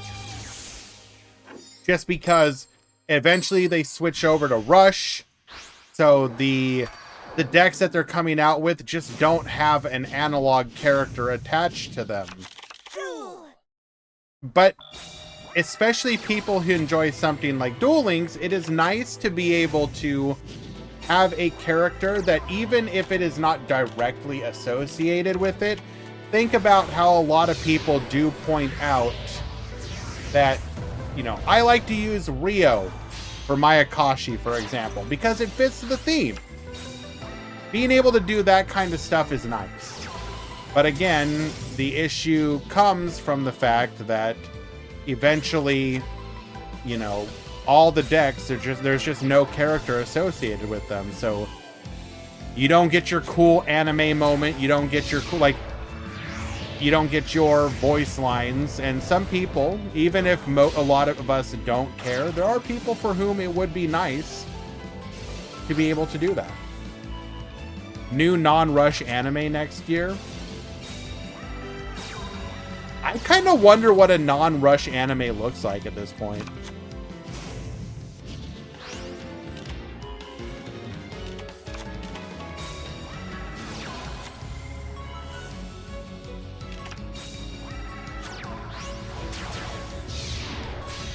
Goes for our Nightingale once again.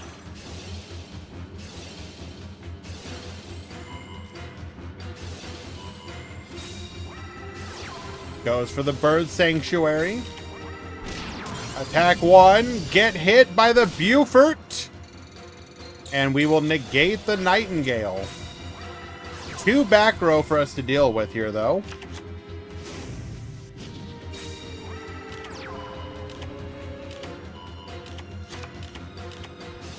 Book of Eclipse. Flip them all face down. They have all got to go.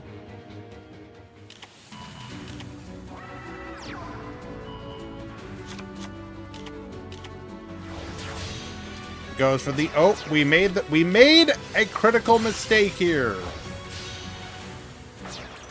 Goes for the Vespanado. We will successfully clear our opponent's Nightingale. Starling effect, searching for the Barrel Canary. Thoughts on you not getting Chronicle drops after 900 duels? Skill issue.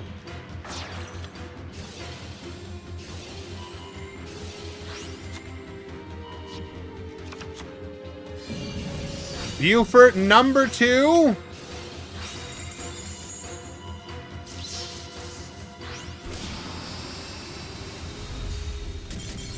And we will be unable to go for a lethal play here with the reflect damage as we get negated.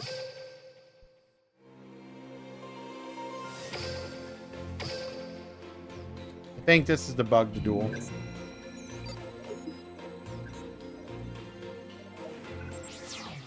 What do you mean drops? The new Chronicle skins, the different effects for the cards.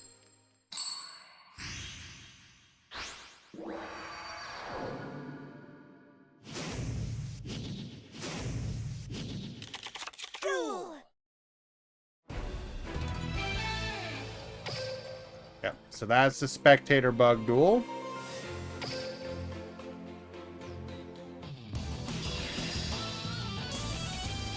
No, you misunderstand. So if you apply something like Silver Border or Crystal Sheen to a card, you have a chance to get noise, sepia, or damaged hard surfaces as new effects for that card. But you have to play that card in a deck in PvP, and it is a chance to happen. So basically, you're encouraged to play that card in a deck that you're actually PvPing with. Do you think we'll get a sticker that doesn't look like ass? I think the main problem with the stickers is your inability to place them on the card, like where you want them. Is there any way to remove the stickers? No. Not until you get 50 Chronicle cards. Good luck with that, oof. It's there forever, basically. Hello, in the tournament, we can use the same deck in every duel. In most events, Adam, you are required to submit a deck list and use that deck for the entire tournament. So typically, yes, you have to use the same deck. Wait, why 50? Because you can only have a maximum of 50 Chronicle cards.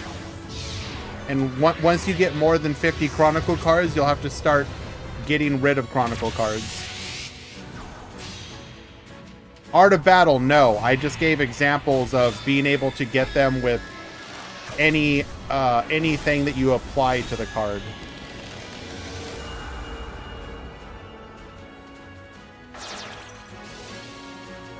Why applying them if I'm going to lose my Aurora on my Crystal Wing? Kenpachi, I don't think Konami thought about that. So, for those of you that don't know, you have these different... You have card surfaces,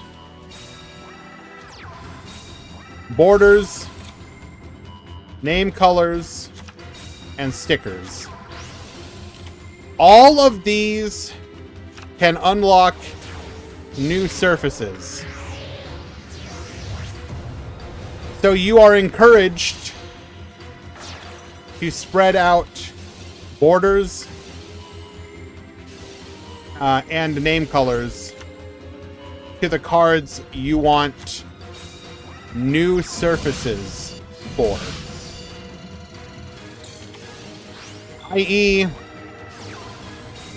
keep Aurora on a card you want to stay Aurora. If you want a card to get the noise, sepia, or damaged, put a border or name color.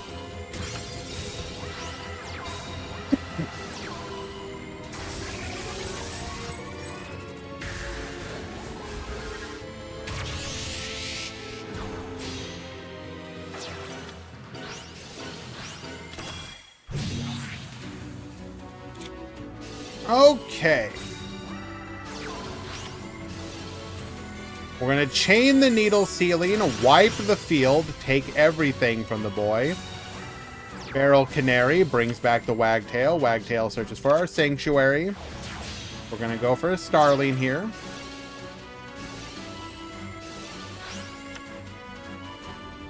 You are correct, Kenpachi. It was not the greatest introduction. Should Konami have released more information on how it was gonna work? Yes, obviously.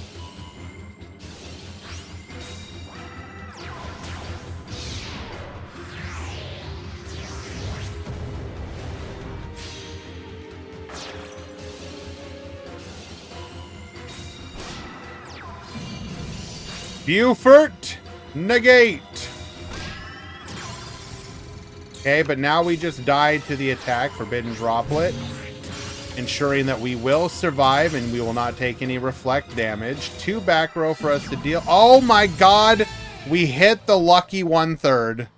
Kobayashi will win in game number 3. I don't understand, Konami. What do they think the benefit of not telling us is? Okay, let's be honest. I don't think Konami expected us to do what we're doing, which is to spread everything out. I think in Konami's head, they expected you to do this. Put gold border with gold name with, I don't know, Aurora effect. Or something of that nature. They expected you to combine them all together. But the smart people realized, oh, what I should actually do is spread one effect to everything. So, put one effect here, put one effect here, put one effect here, put one effect here, put one effect here, put one effect here, and then work towards unlocking it across multiple cards at the same time.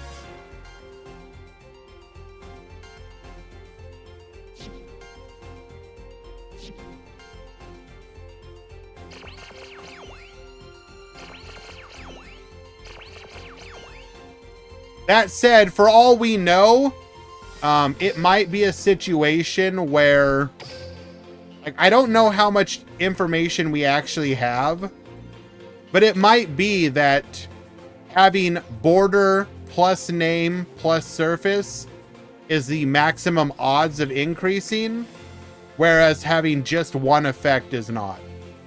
Who knows? Myself, I applied 3. Yeah, so like my first one, I wasted on Galactica Oblivion, and I put 2 effects on it.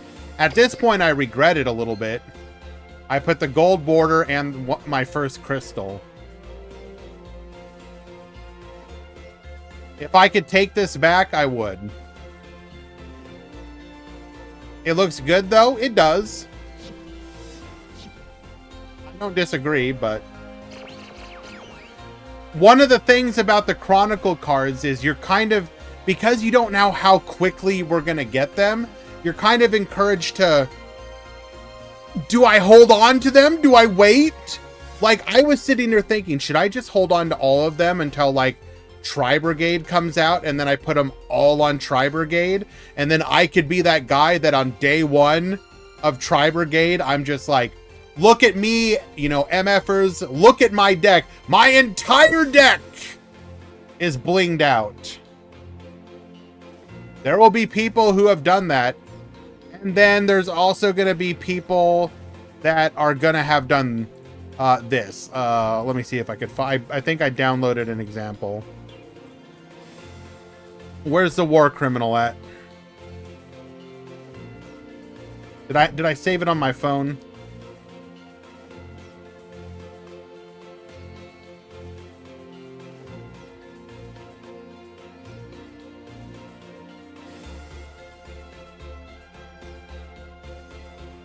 Let me see. I think I should have the war. Oh, here we go. Oh yeah.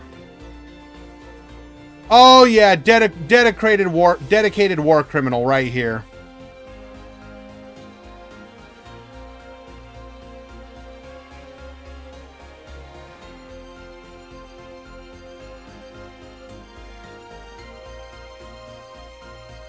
Bring it up on screen. Hello, Duel Links free to play.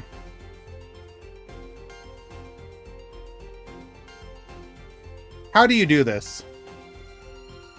What kind of absolute heathen is going to do something like this? Does it look good? Absolutely. It looks gorgeous. It's... Mwah! But you're a war criminal for doing this.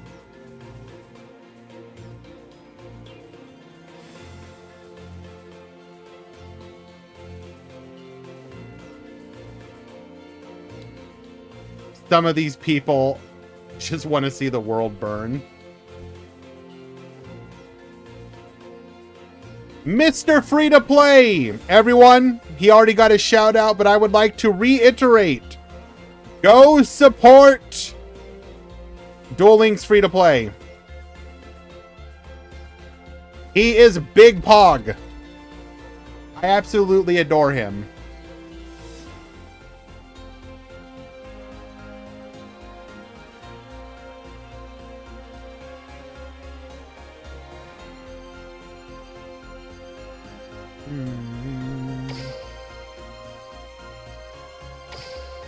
All right. Why did I chronicle Necro Valley? Resaline, do you really think I did that? Do you think so little of me?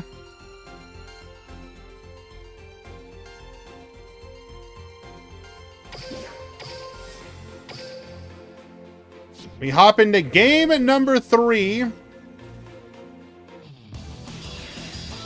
between Hiranui and PG. Hello, Bear. Welcome, welcome, my dude.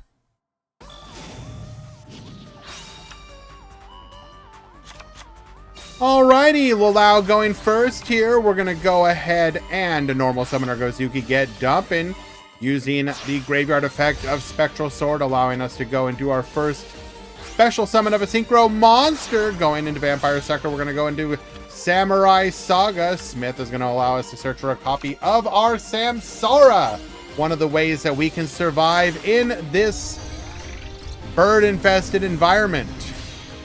We're then gonna go into a Yuki Onna, activating our skill here, get send reviving, or rather get return to the extra deck, then get dumping. Go for the Avendred Savior. We're gonna set 1 in the back row and pass the turn. As a copy of Miscellaneous Source, we're gonna use our skill here to grab a copy of our TG Limiter Removal. We're gonna go ahead and discard our copy of Miscellaneous Saurus, adding Gear Zombie and Booster Raptor. We are going to go for the revive here, activating the Samsara to be able to pop 2, recycle 2, and take no damage during this turn.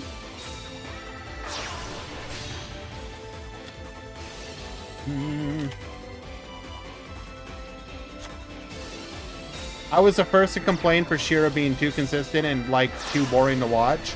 Basically got burned out by them. Nowadays I enjoy watching them. Well, sure. Seeing the same stuff over and over again will always get tiring. And then the return of a deck, especially if it normally, or especially if it's being used to specifically counter aspects of a meta, can be interesting. If you collect IRL Yu-Gi-Oh cards, did you ever get one of those rarity cards people didn't really like the Platinum Secret Rare, Gold Rare, or those colored Ultra Rares? I have a couple of those, yes. Not the Platinum, but I've got a couple gold rares. I did specifically seek out gold rare on a couple Xyzs, because I actually think gold rare Xyzs look pretty good. And then there are a couple that you don't have a choice on. So for example, let me see if I can, if I'm not mistaken, Stardust Charge Warrior is like only one of the only printings available is gold border. So it's like you basically have to deal with it.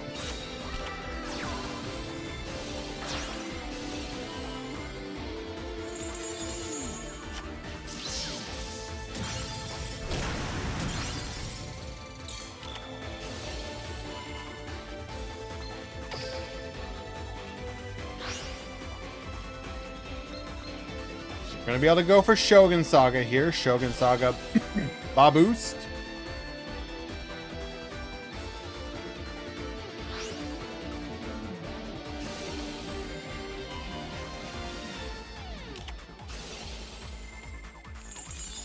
Red Rain Banish.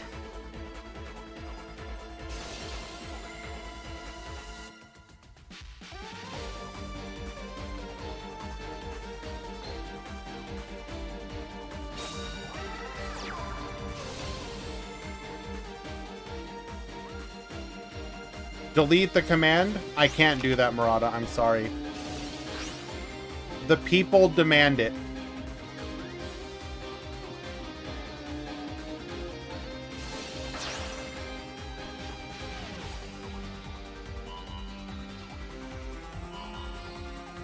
Personally, I think gold border synchros look like ass. But again, I'm pretty sure gold border Charge Warrior is like one of the only rarities, if not the only one. TCG player, Stardust Charge Warrior.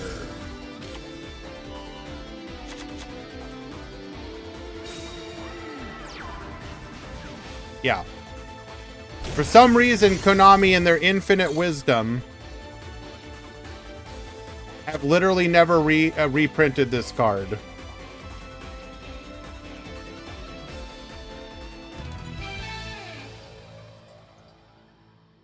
Lalau will win it, game number 3. So enjoy. Do you want your maximum gold or premium gold?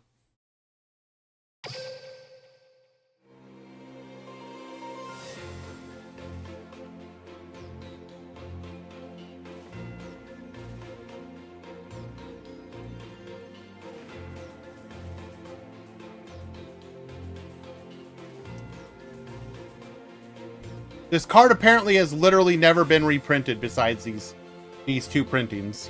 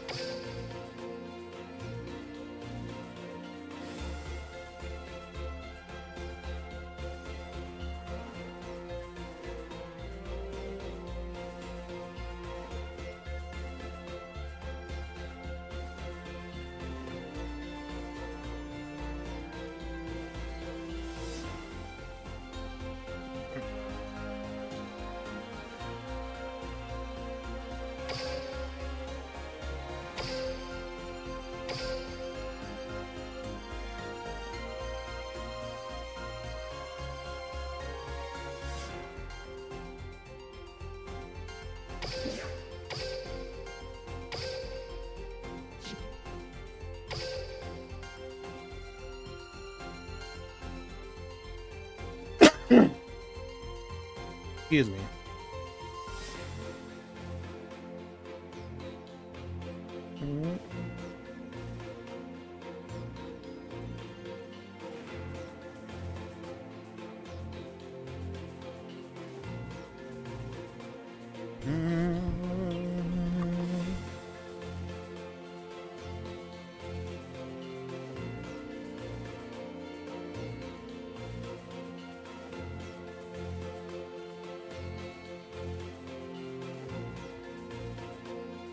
You ready for a jump scare?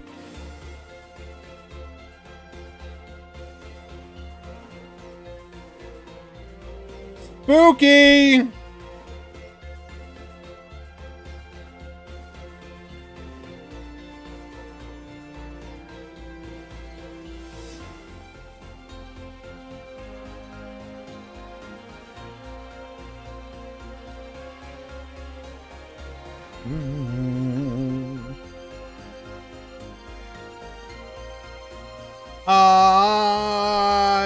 Threus.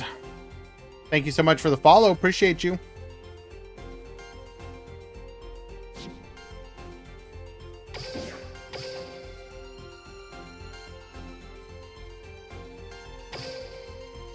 Anyone remember that at the time the most expensive card in the TCG for the meta was Dragonic Diagram? I think that was when I was out of the game.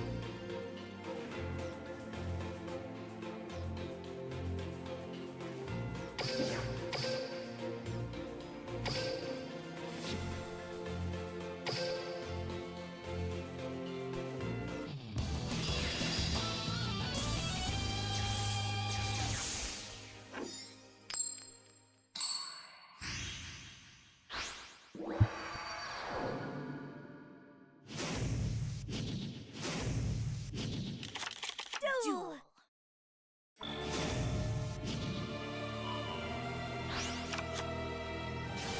Alrighty, as we transition into the top 8.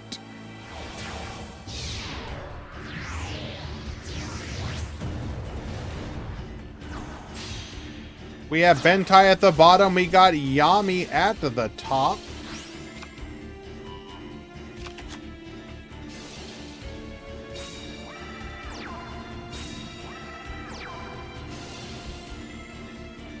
Go ahead and set these timers here.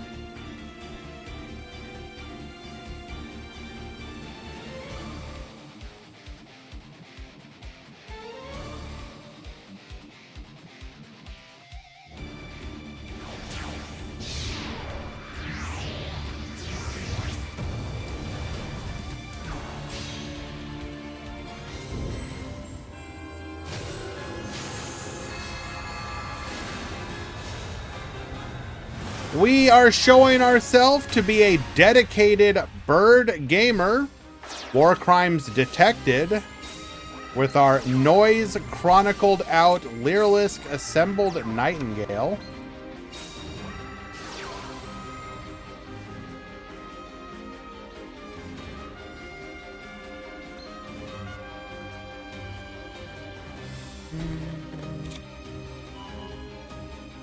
At the top, we got Yami on Sacred Beasts.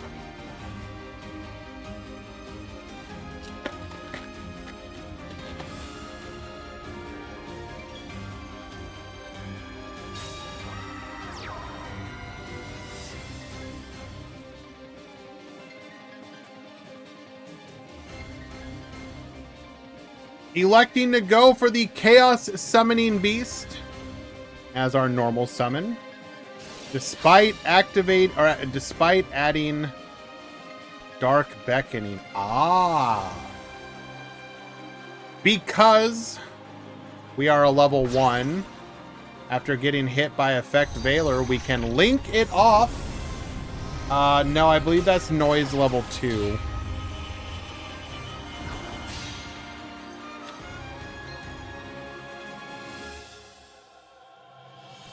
Number 3 has like the whole black sections.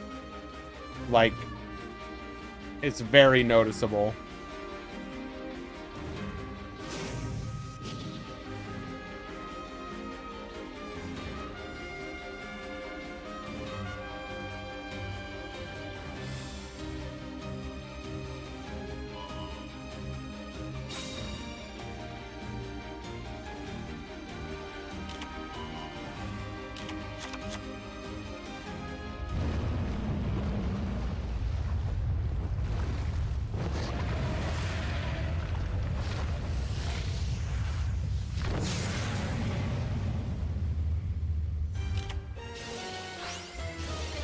Uriah on the field. We are going to be able to pop our Forbidden Droplet here.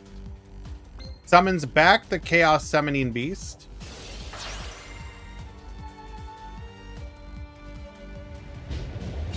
Bring forth the Haman, Lord of Striking Thunder. Adds a copy of Fallen Paradise here. We're going to get the draw 2.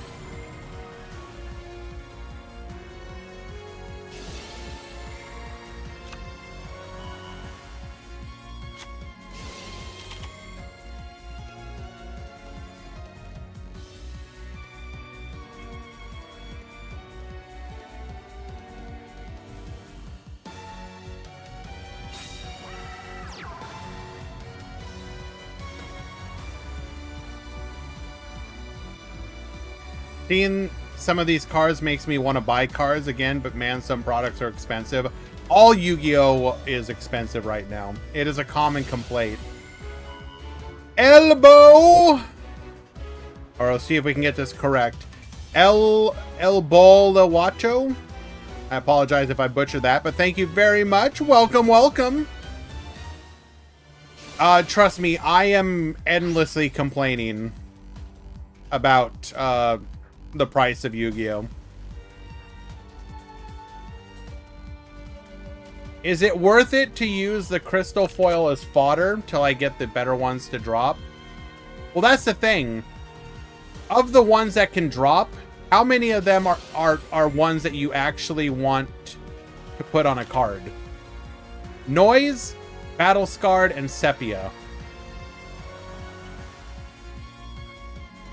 If you look at them and none of them are ones that you actually want, then I really want my Crystal Wing to have Noise or Sepia. In my opinion, it's better to use a border or nameplate.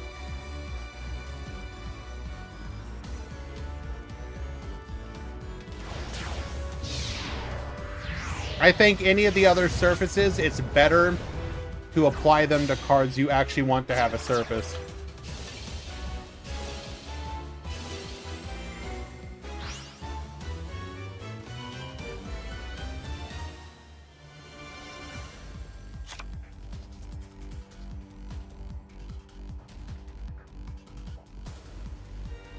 We're going to spin the back row, removing 1 point of potential interaction here.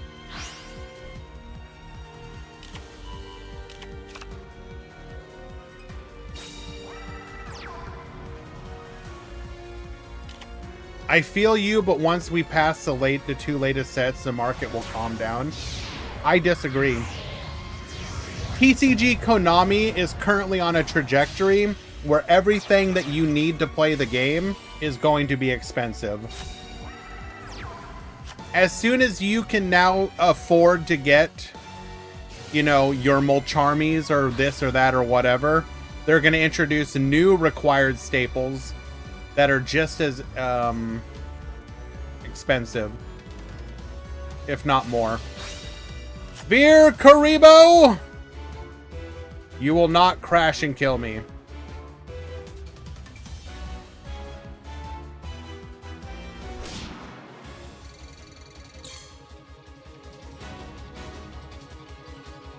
And we have lethal anyways.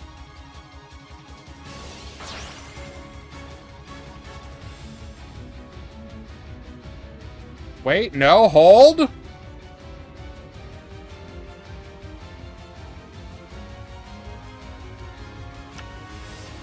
So Cloudus, I'm almost positive that the KC Cup is going to be the full Starlight effect.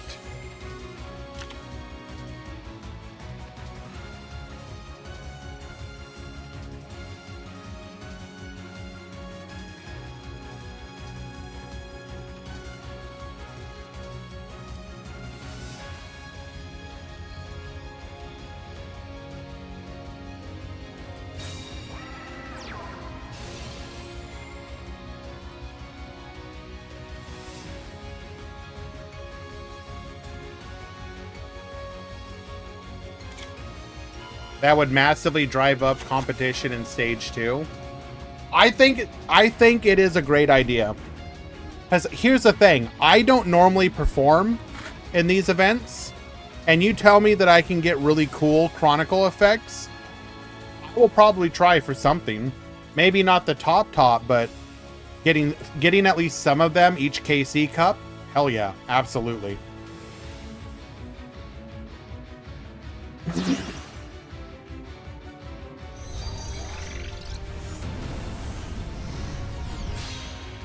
Goes for a Nightmare Phoenix here. Get poppin'.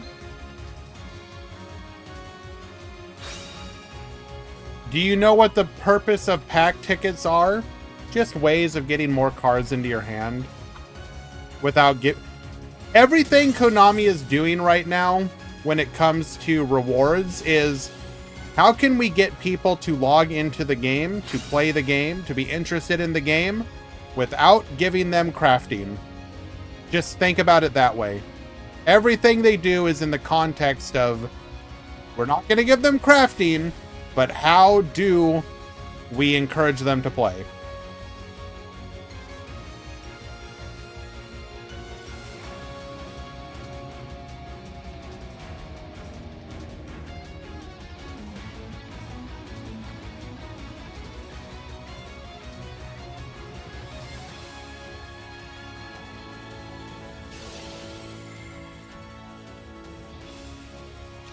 Null, I do hope that they continue to come out with new Chronicle effects.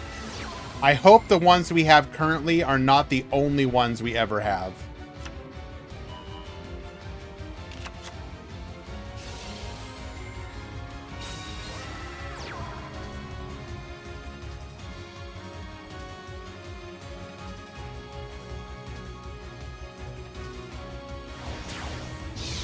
I did try to get the overlay frame in the past Z's KC-like event, just for that. That was like one of the first cosmetics that you could tell people actually wanted. Did you also notice Yuri's dropping 2 great Predaplant cards for free? They seem to be generous with the event drops lately. Yes. I think a lot of people were surprised by that.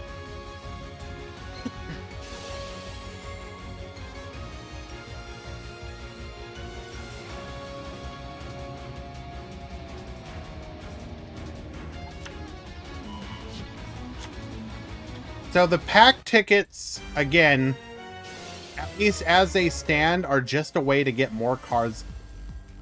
They're essentially like giving you gems, but towards it's 500 gems most likely, but towards a specific box.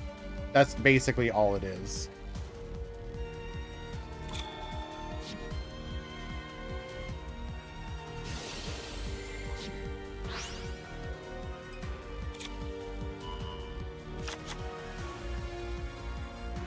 I mean, here's the thing. If those box ticket or pack tickets are also something that you start getting more often, like imagine if every event gave you a packed ticket. Imagine if every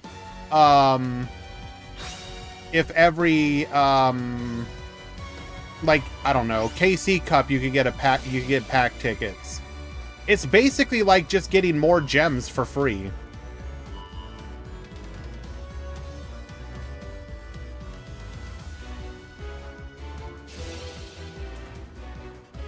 As long as they're for boxes that are at least semi-decent and you aren't already full up on. So technically it's not good for whales, but as I've said before, as a whale, I don't care if they come out with stuff that's good for your average player and not the whales. That's whatever. Who cares? Help out the average player. That's what I prefer.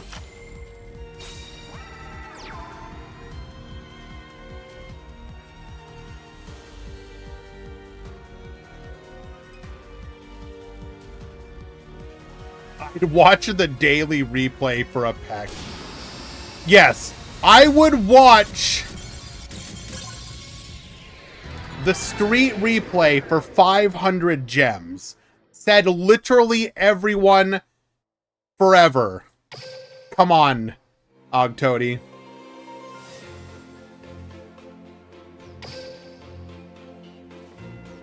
Hentai takes game number 1.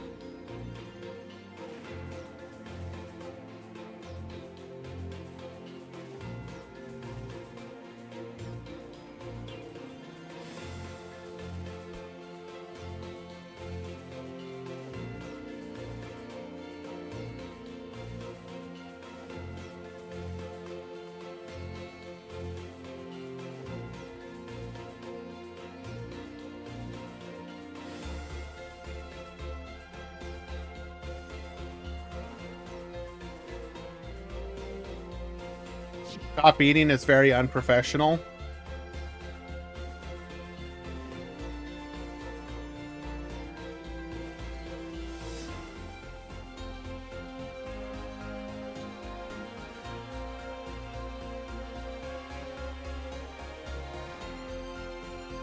All right, guys.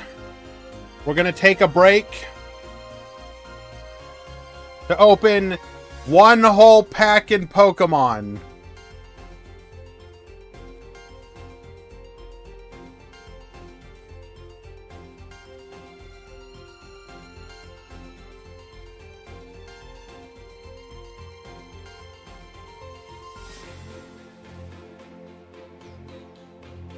All right, guys. It does suck. This is literally all I do every 12 hours.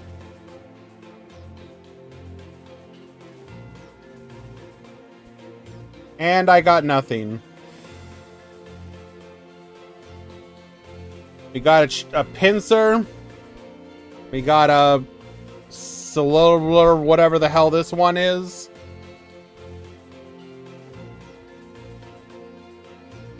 Well, that's it.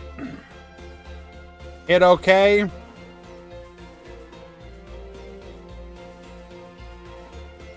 Back out.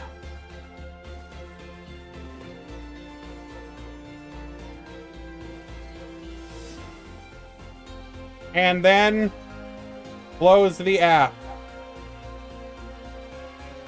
That was fun.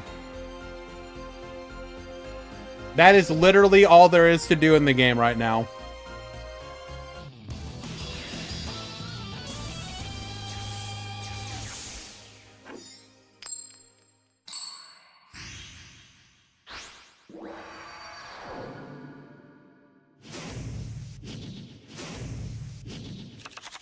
Duel.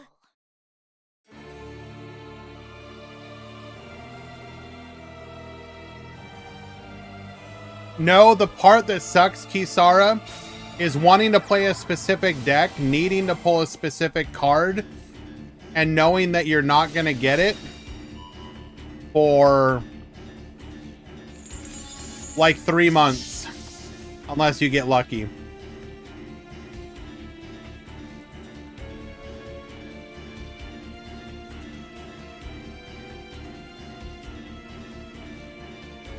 You can pay money for it. I can pay money for a game where you can't do anything. That sounds fun.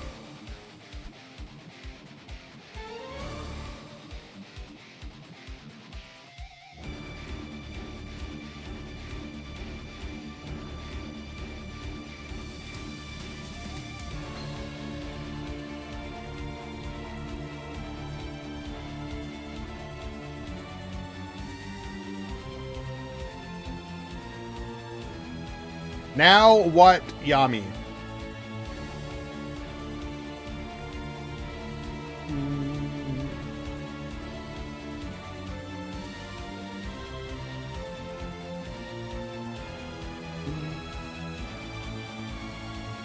So the way to download the game is to sideload it through an APK, and then you're done. That's it. That's literally all you have to do.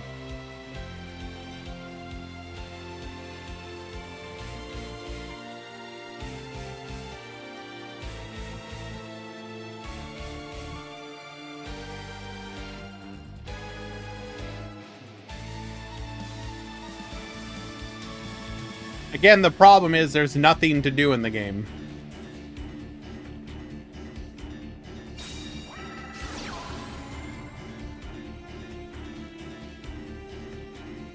Duel bugged.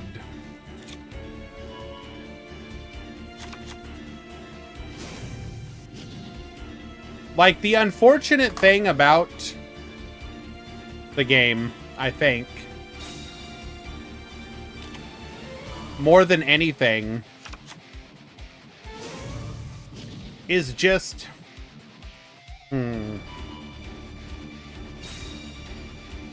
It's like Uber... How to put this? It's like Uber... There's like nothing to do. Okay, I keep saying there's nothing to do. Even in the PvP, it's like... Literally, you play EX decks, which are the most difficult to get cards, or nothing else. So like the only decks that are good, and the gameplay with them, I'm gonna be honest with you, is mind-numbingly boring.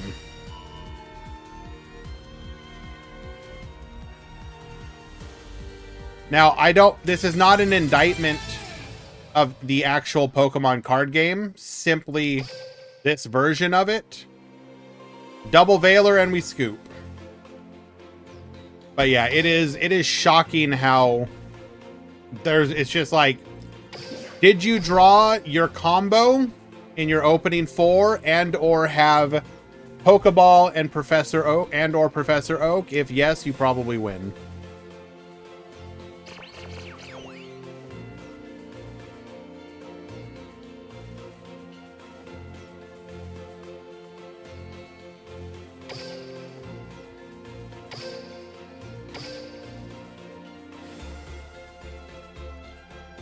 And then literally every single Pokemon deck is 2 to 6 Pokemon, and then the same trainers and support items as every other deck. You run Sabrina, you run Giovanni, you run like X-Speed, you run Pokeball, you run Professor Oak. It's like the same cards in literally every deck. The only difference is your Pokemon. And even then, it's like a difference of like 4, 5, 6 cards at most of the time.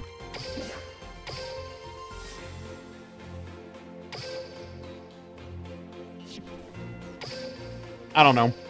I am fully willing to acknowledge I have my ignorance in regards to Pokemon, but yeah.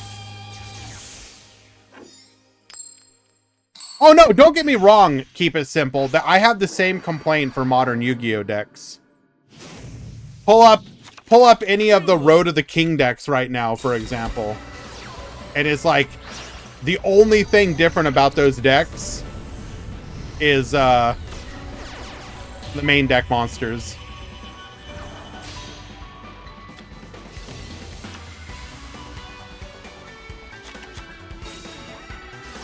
Alrighty, we have Cordy at the bottom. We got Psycho at the top. This is going to be Sun Avalon setting up their turn 1 combo.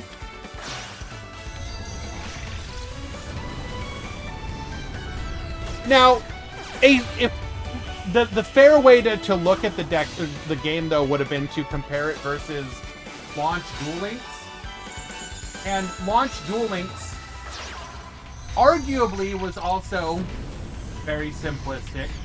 There weren't really a lot of different decks viable. If you want to be generous, you could say there were like 2 in the form of Harpies and Dinosaurs.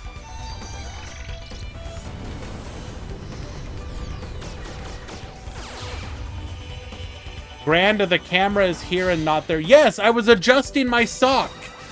Chill, bro. When you stream for hours on end, sometimes you need to take care of things. We're gonna go for Trishula here. Sun Avalon Bloom will force out the negate. Bonus effect. Banish. Our Fleur-de-Lis. And then we disconnect. Nice. Why wear socks? I wear compression socks to help with circulation. One of the joys of getting older.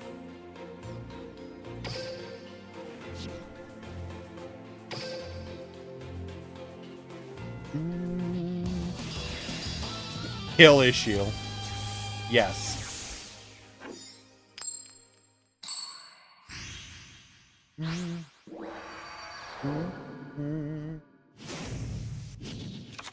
Duel. Murata, you are not 17. Shut up. You're like 30.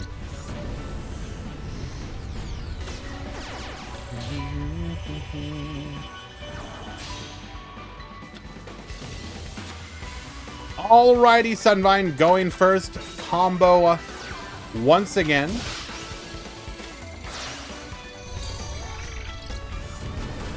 Do I think Predaplant will be meta? I don't feel like I can answer that definitively yes. What I will say is it has both good, at least 2 good skills, and most likely the cards to be good. So everything is lining up for the deck to at least have the potential to be meta. I would put odds on more yes than no.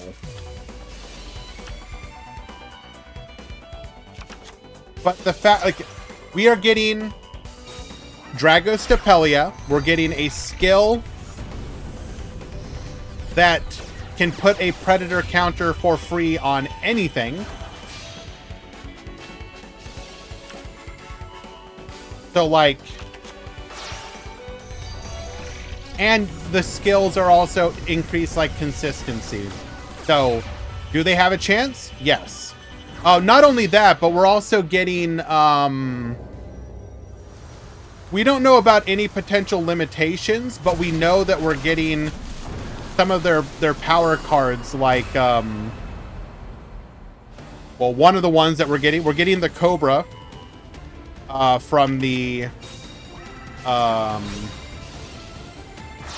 event for free, but we're also getting the Orphis Scorpio, which has spent a very long time on the ban list. Cobra can search Super Poly, yes.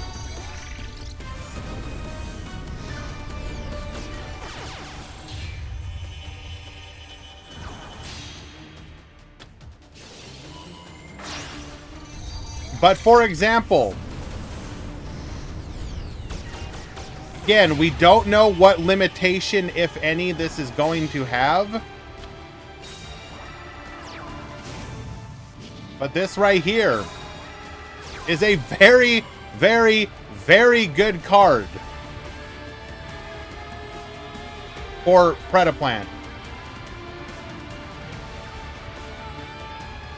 Being able to search your, potentially, for example, search, special summon rather, your Cobra from deck,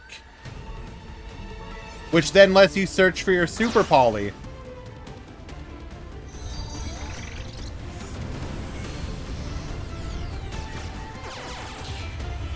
And then with the skill that can put a predator counter on a monster, opens up the possibility with the I forget the name, but so whatever, Predaplant Chlamydia, being able to fuse with any of your opponent's monster with a predator counter and treat it like it's dark, so you can put the counter on one of your opponent's monsters, summon your Chlamydia, activate its effect, go into a Dragostapelia. Seems pretty okay to me. So to answer your question, yes, I do think the deck will be good. I don't know how good, though. But it is positioned to be good.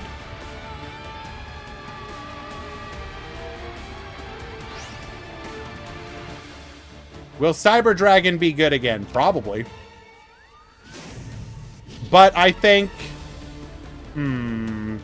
Is it bold to say that I think Galaxy will probably be better than Cyber Dragon? I don't know. Maybe.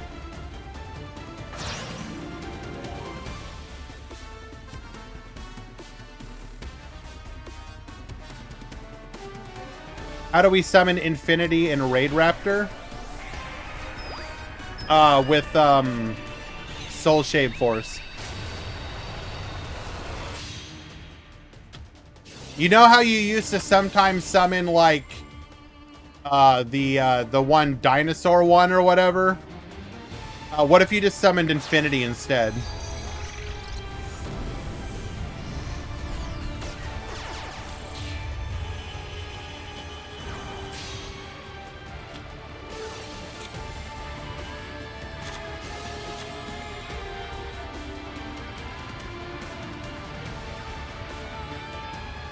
Well, I mean, Raid Raptor is going to have the same problems that it did before, but the ceiling of Raid Raptors does increase, yes.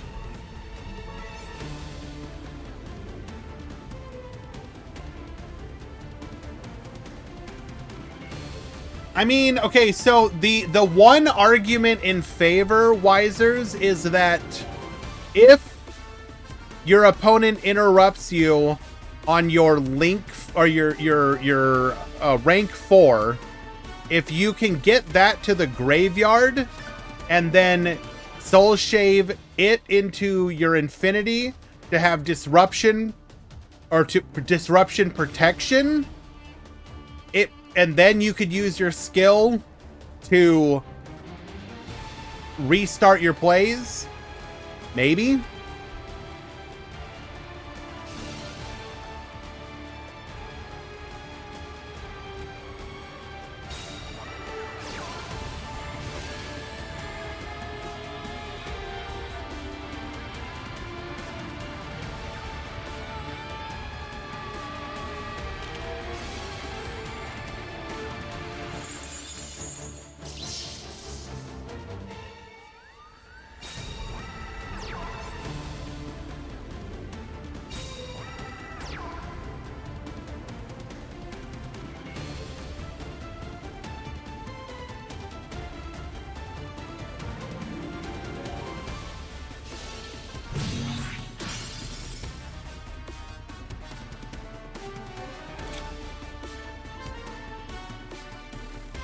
We are negated. We're going to go for the IDP.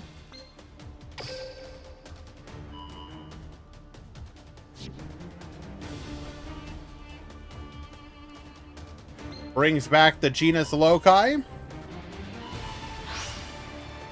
Get rid of the mommy tree.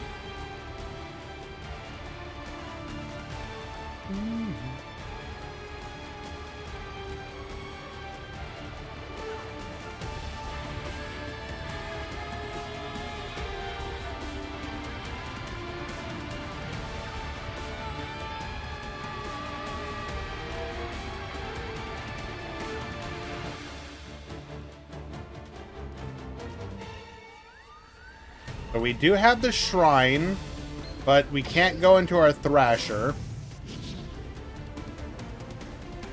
Or it won't, rather it won't gain any attack currently.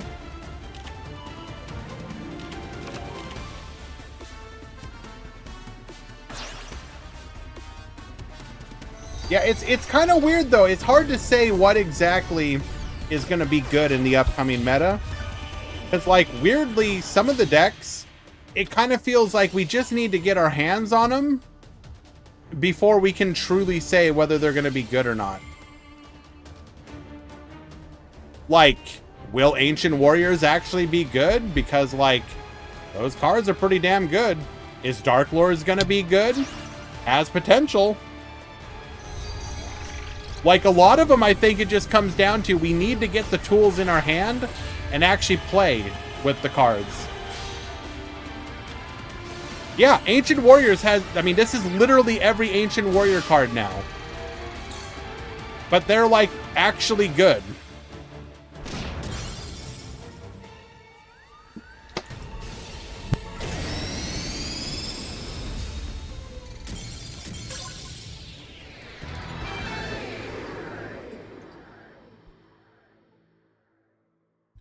Lu Fang with his quick effect pop. And the deception and betrayal. Again, I've said this multiple times. But having another card that actually lets you play through disruption is pretty good. We will tie things up 1-1. And birds, though? Well, yeah, I think most people would like to see Lyrillus get hit. But unfortunately, we're going to have to wait till after the next KC Cup for that. Duel.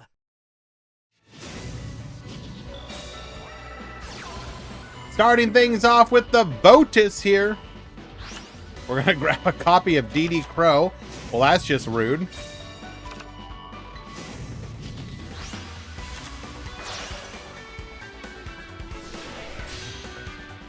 One more month of birds? Correct. At least.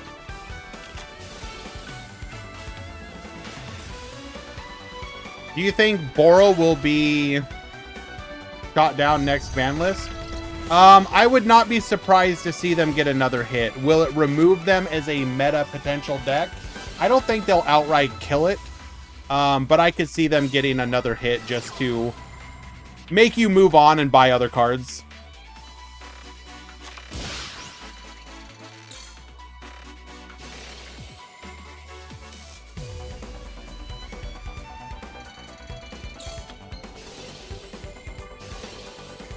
Like, I think the next thing for Boral is giving them a limit 3 card.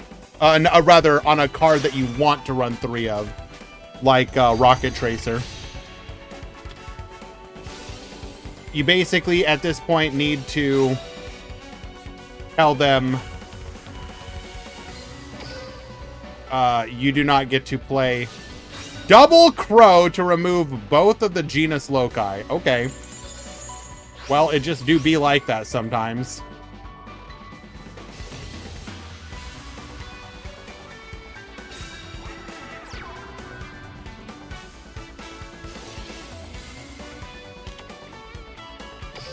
Searching a copy of Fleur de Lis. That one in the back row. So we have one negate from the hand. We have a spin the field and a potential disruption in the back row. We have seen IDP. So could be a good chance of it being that.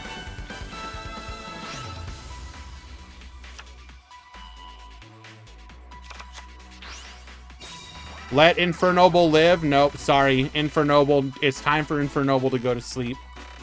Sorry, Jay.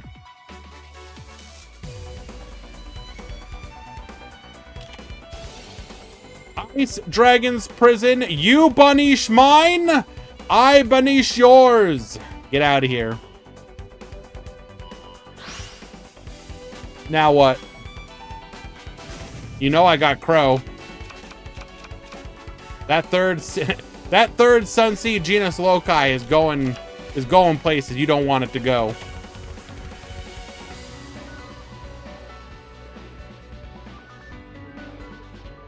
It's not the first Omni negate. There have been other Omni negates. What are you talking about?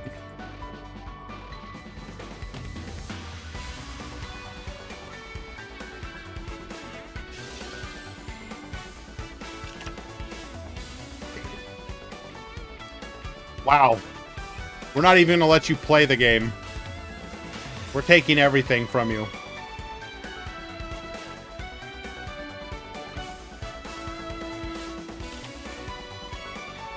Good game, soldier.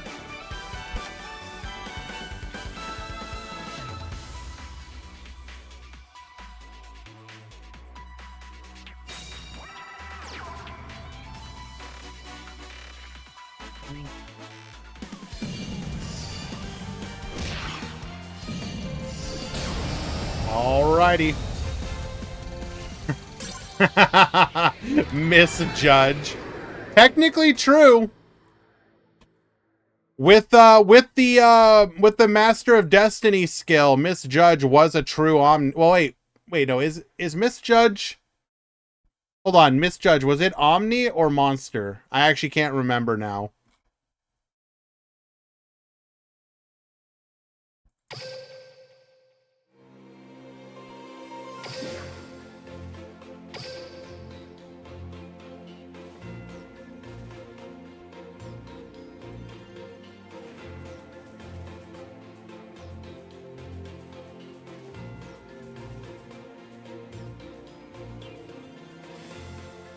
You're gonna make me look this up now.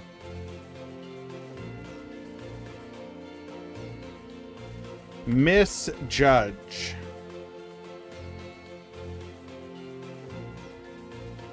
An opponent's card effect.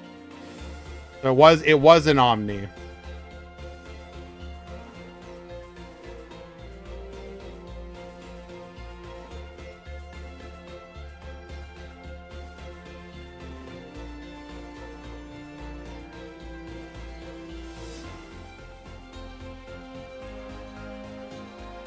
All right, so shout out to the people actually letting this tournament go by at a relatively decent speed.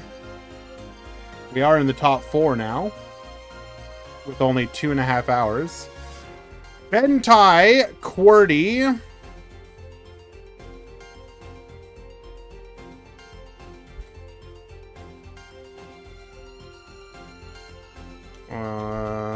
QWERTY.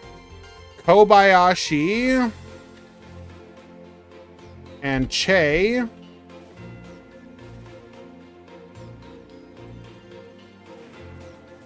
You need to check in.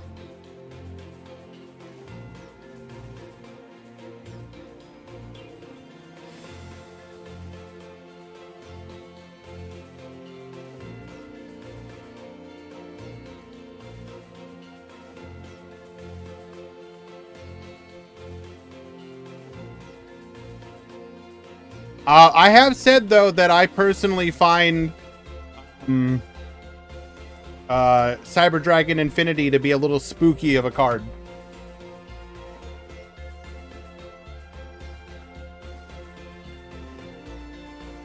If modern decks could reliably summon it, I think they would. It's just difficult enough for a lot of modern decks that's why it's not summoned anymore.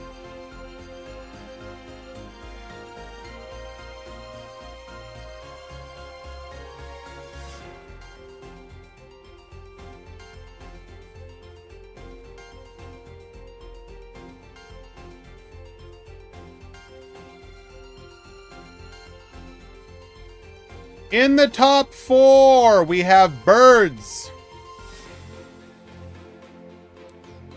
We have Star Seraph. We have Fluor, and we have Fluor.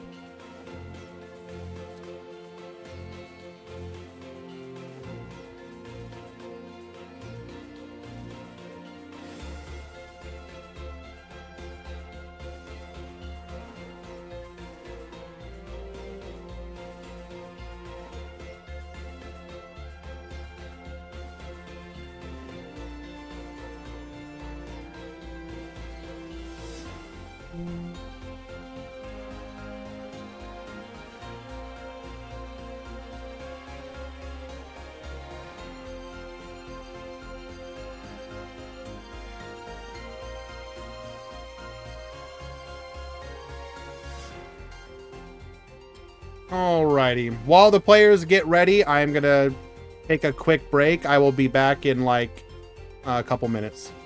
Stick around. We will return.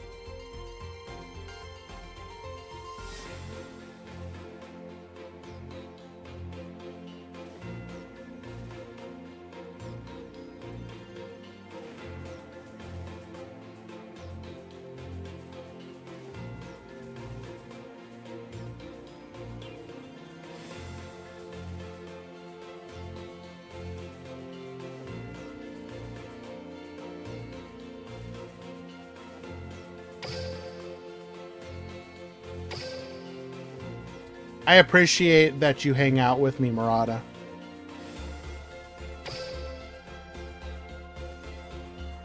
I know that you could be doing so many other things, but you choose to be here with us.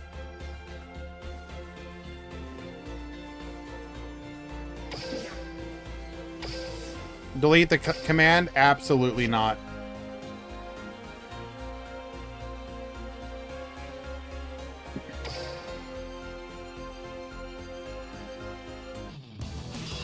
We will approach the heat death of the universe and that command will still be there.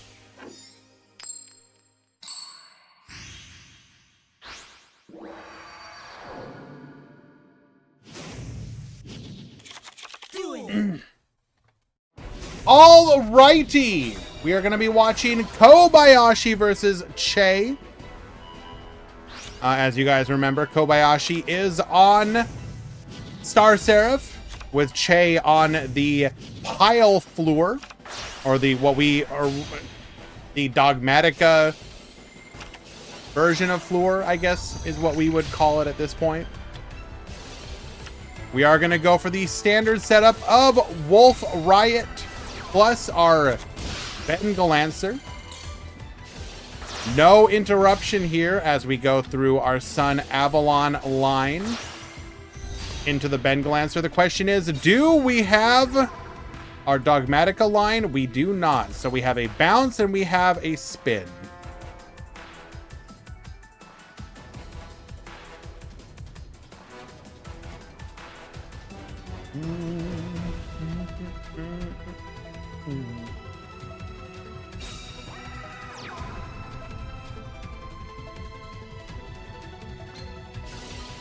Star Seraph Scepter activates its effect.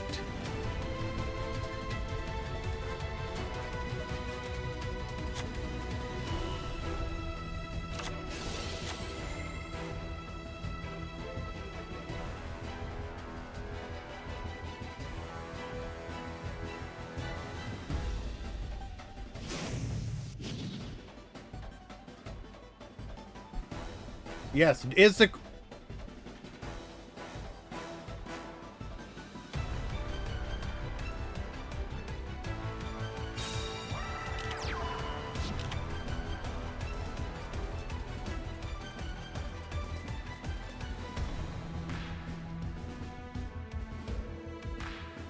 there is a chance for a floor mirror, yes.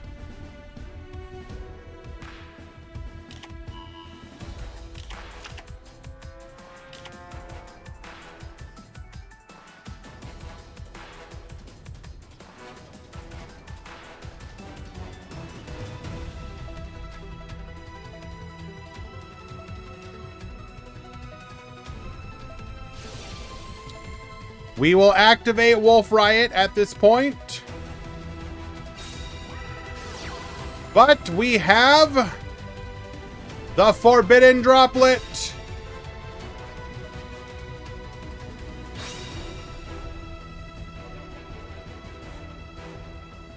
Discarding Monster and Trap.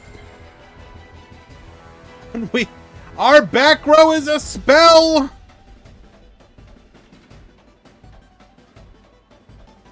The one card type that we can activate, electing to send our Wolf Riot to the graveyard.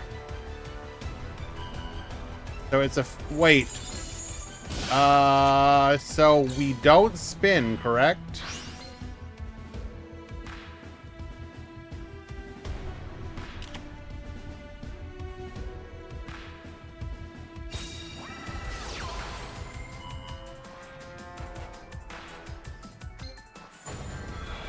Monster Reborn brings back the sovereignty.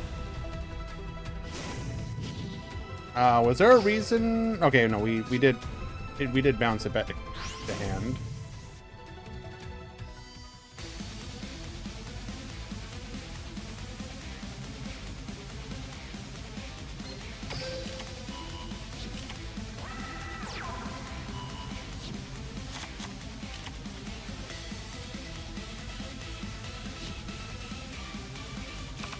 We could have hand traps.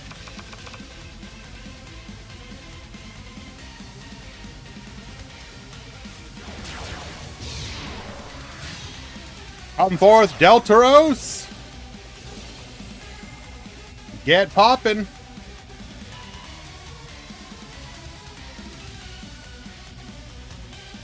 But we don't have lethal this turn.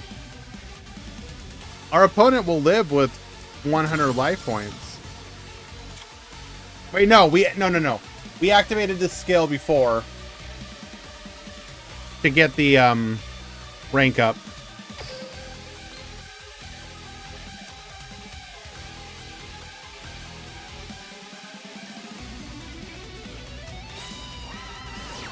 Activate rank up Barian Force.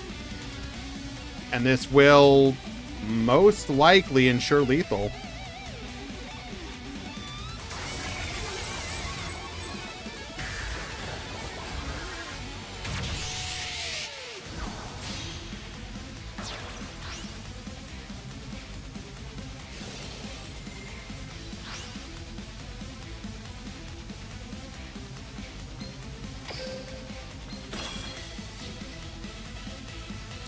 Baboose to 5,500.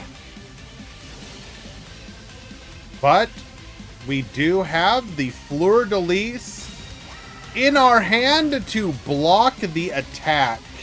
We will live another turn.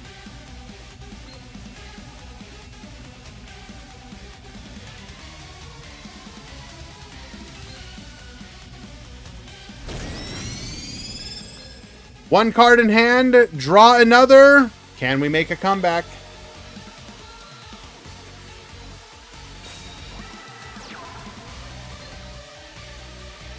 Activates the Condemned Witch. Utopia Ray. Negate.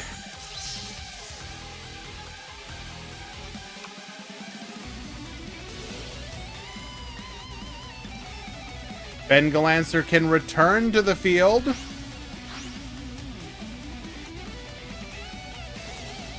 Oh my god, and we got Sage de Fleur as well.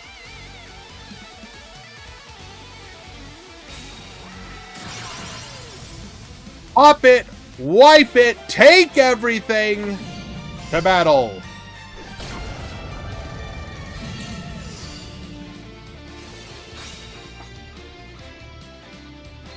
Buford will save us.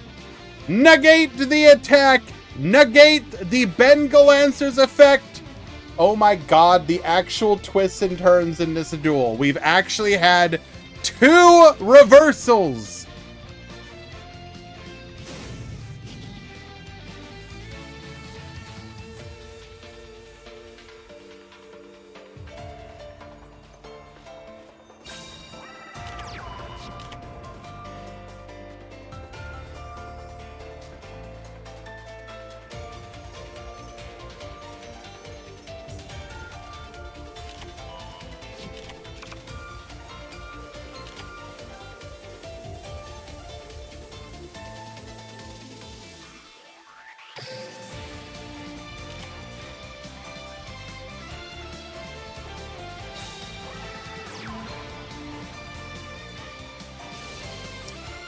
Summoning the Star Seraph Scepter.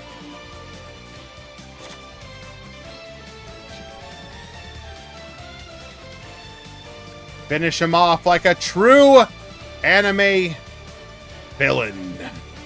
Clad in light, exceed the boundaries of time and arrive.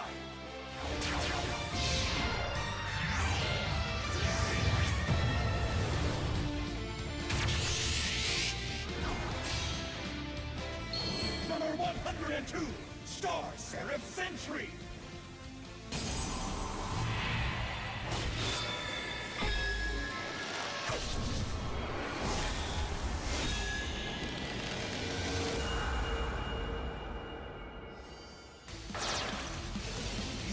Summoned to the field. Get poppin'. Star Seraph Sovereignty's effect activates from my hand. Appear! Star Seraph Sovereignty!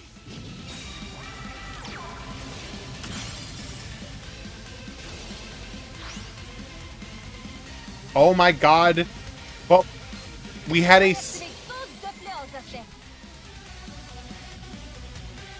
Oh, wait. We live. The third reversal!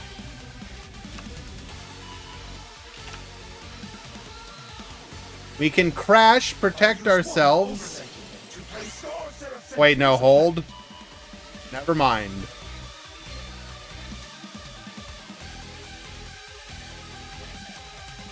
I set a card. I set a card. Let us battle. Star Seraph Sentry. Attack. Lightning Cluster. This single strike will erase the rest of your life points. Star Seraph Sentry. Attack. Lightning Cluster. All right, Kobayashi will take the game.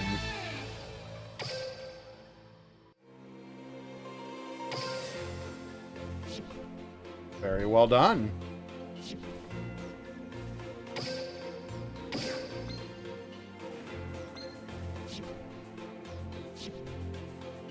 Hello, 1401. How you doing, my dude?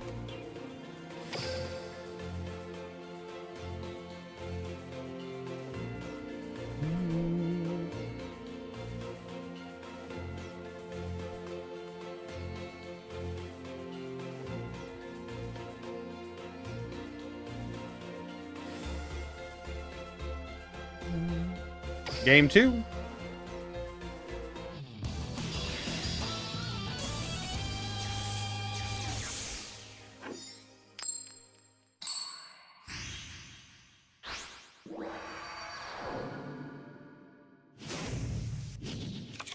Duel.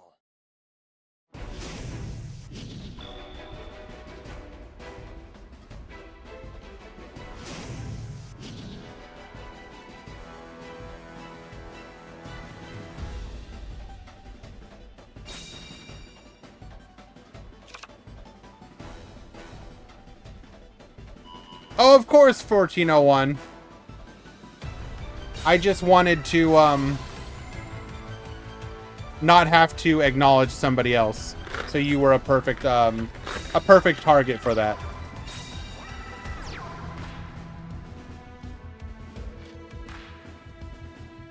Alrighty.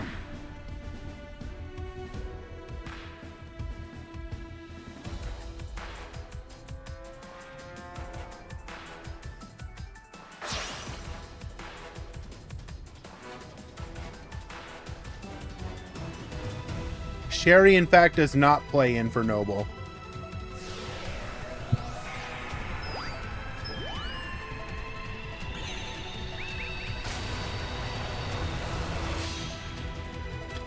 No, she doesn't.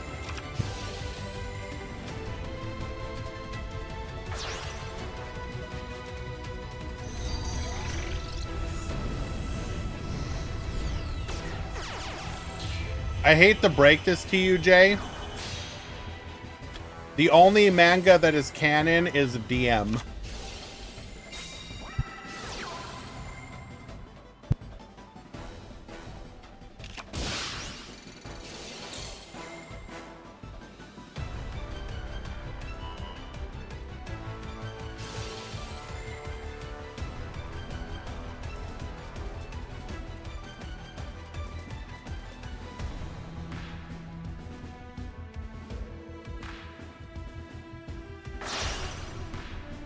Alright, I choose the Arc 5 manga canon then.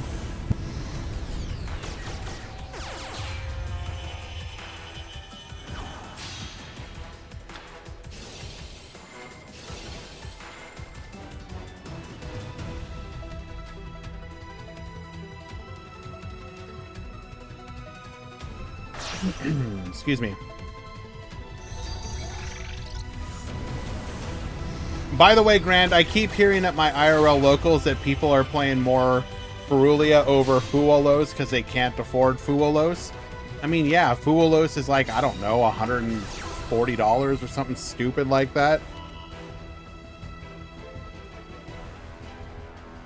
It actually might be a bit cheaper now. I haven't checked on it in a while. It is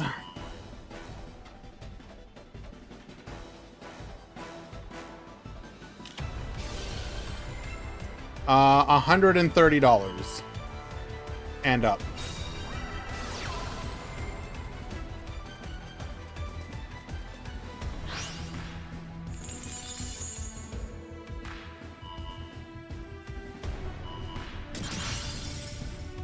Negate both of our opponent's monsters.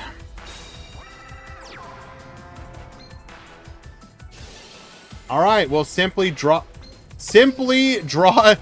double MST droplet. You know what, Che? Sometimes you're just not meant to win.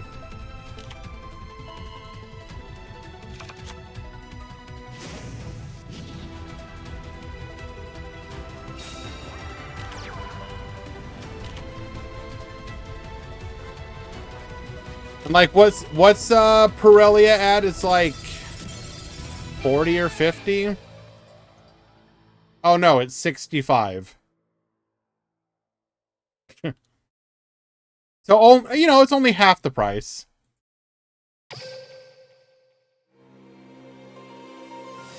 If I was Che, I would throw my phone away. I mean, yeah. Especially when you consider that, if I'm not mistaken, Che lives in the Asian region, which means we're up at like God only knows a clock, if I remember correctly. I could be wrong. Stay up super late. He's not. Oh, wait. Who am I thinking of then? Bixie. I'm thinking of Bixie. That's who I mistook him for. My bad.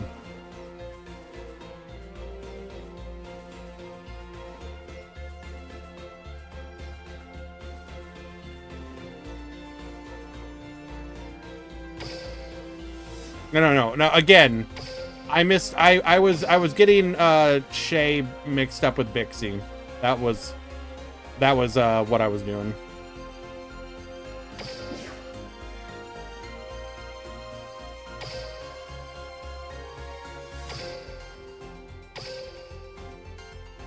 We head on over to the other side of the bracket.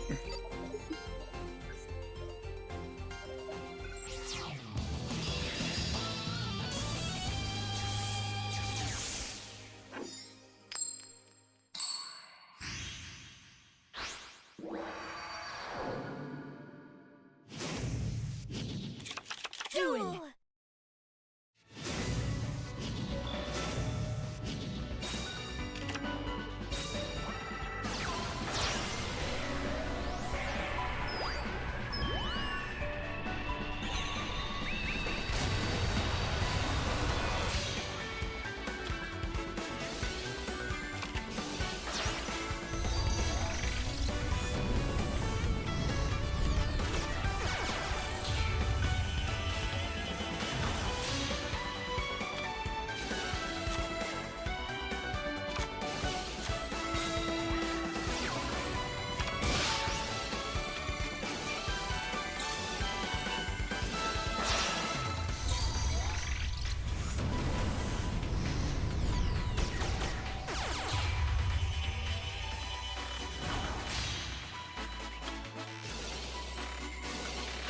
Okay.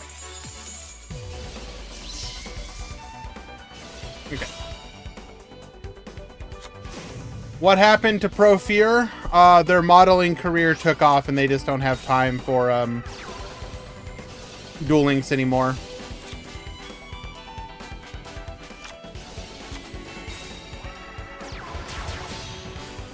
Assembled Nightingale to the field.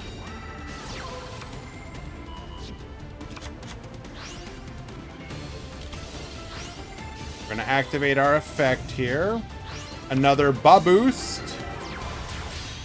Making a copy of Dingirsu. Dingirsu gets sending.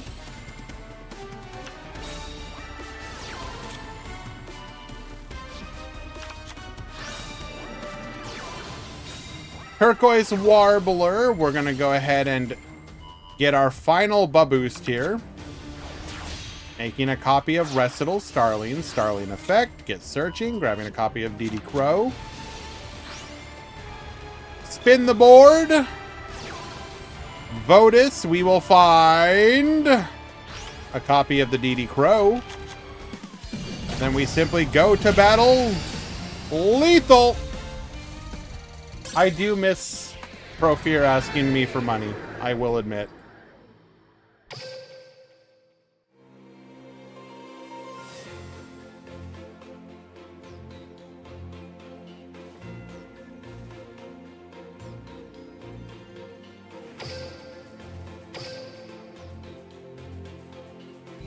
Oh my god, are we about to see birds get...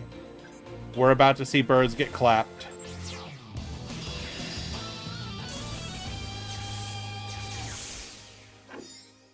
Profear Bros V Shoujo New Gen will debut anytime, any day now.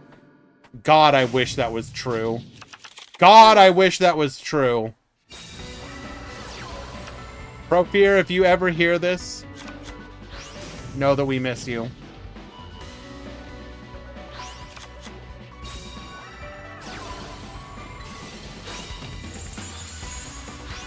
Is it true that Konami had to force rule changes in Yu-Gi-Oh! Due to player trying to cheat out their ways in official tourneys?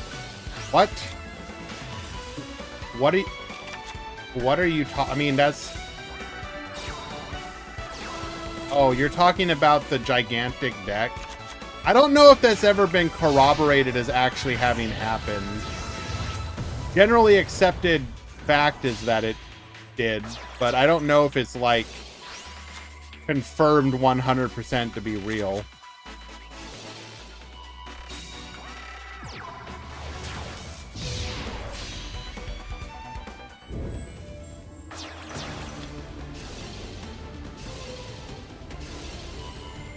Ah yes, photos are obviously always true. Double back row, Nightingale protection. We will find off of the top an Ecclesia.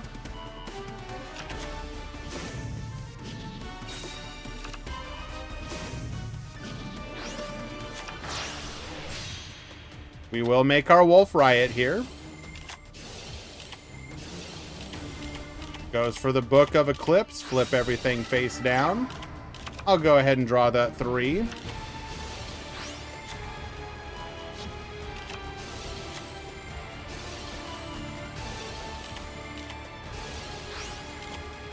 Okay, we do have to keep an eye on this Wolf Riot.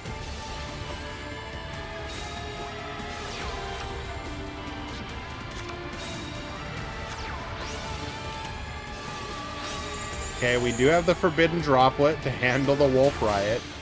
Goes for the Ensemble Robin. Ice Dragon's Prison will handle our opponent's Nightingale.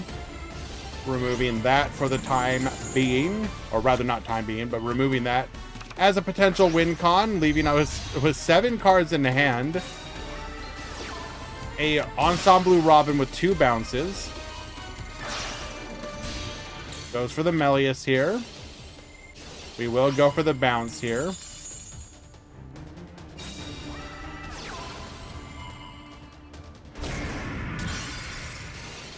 We will be able to search, grabbing a copy of Sapphire Swallow here.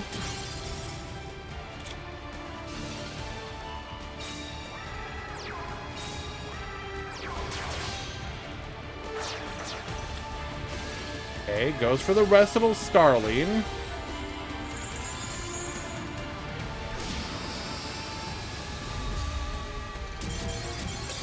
But we cannot get our opponent big enough to force a draw, so we just die. Okay.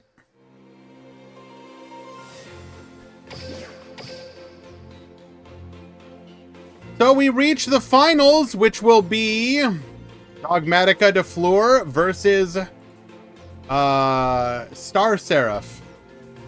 What year is it? Let's go ahead and start a prediction. Who wins? QWERTY, Dogma de Fleur, Kobayashi, Seraph. You will have approximately 5 minutes to vote, but I will cut it early.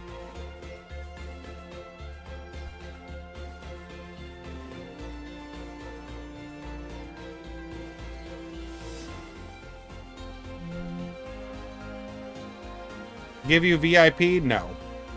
Murata, even if you ever redeem it, I will just ignore it. How do I get all those gems? I wail.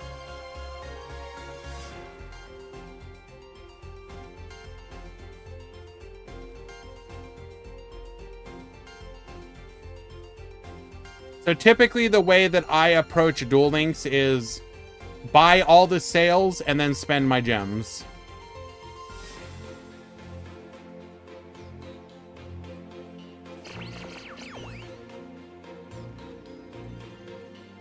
And then this month, with the release of Go Rush, obviously gave us a lot of gem sources.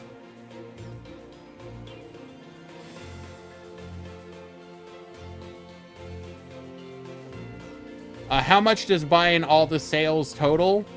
I think it's slightly over 100.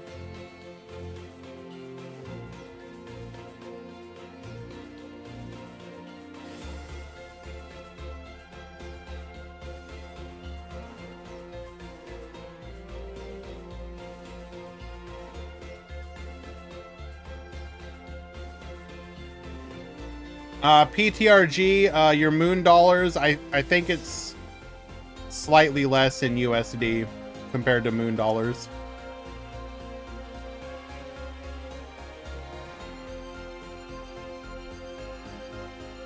Anyone else feeling kind of sus that the game's been doing non-stop sales recently?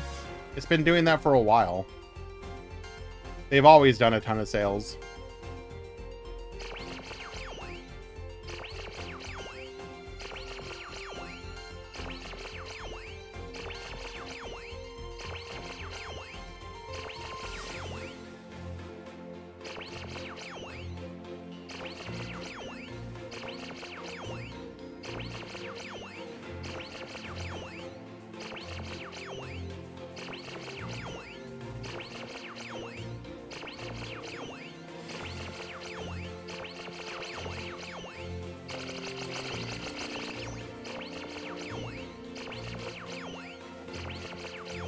Took damage. Diamond Bell, Wind Witch, Ice Spell, Speedroid, Fusion, Paris. I know you'd rather fight by my side than with Yugo. Level 7 Clear Wing Synchro Dragon. Speedroid, can you keep up with my speed? Wind Witch, Snowbell, Freeze 'em, Blizzard Bell, Red Eye Dice, Attack.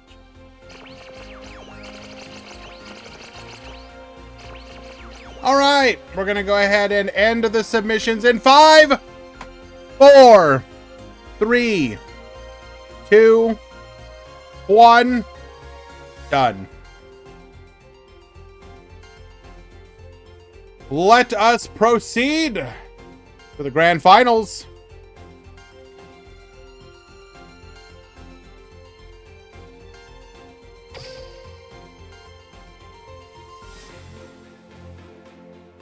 Is this the new UI? Yes.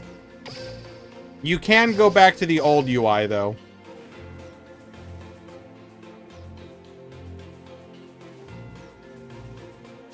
So this is the new UI. You can change how it looks.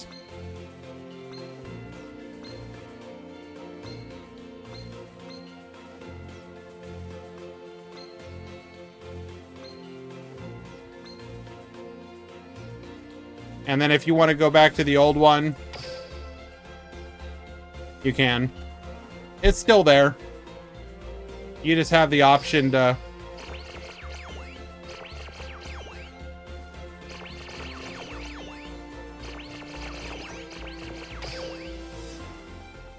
Alrighty.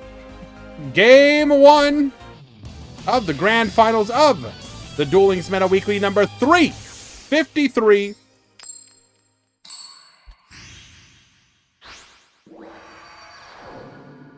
Oh, we gonna be spinning. Hello, ICU. Good to see you, my dude.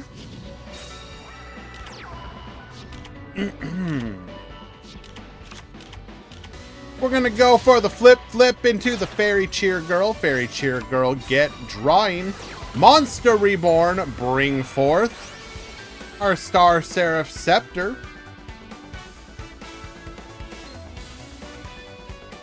Get searching.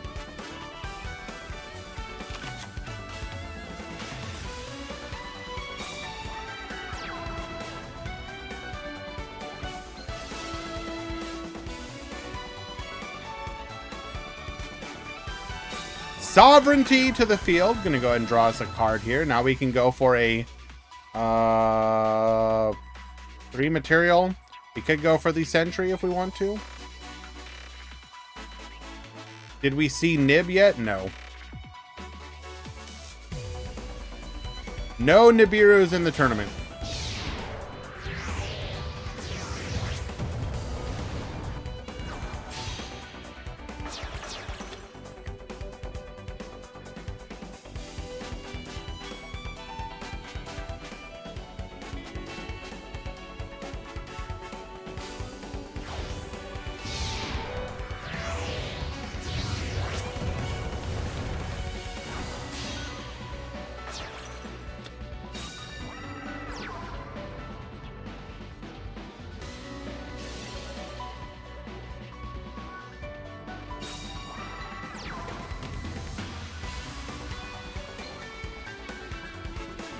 So we are going to summon...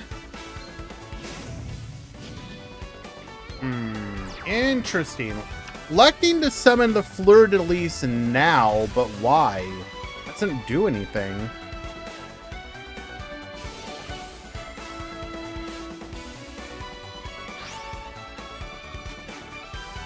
Oh, we're going... Okay.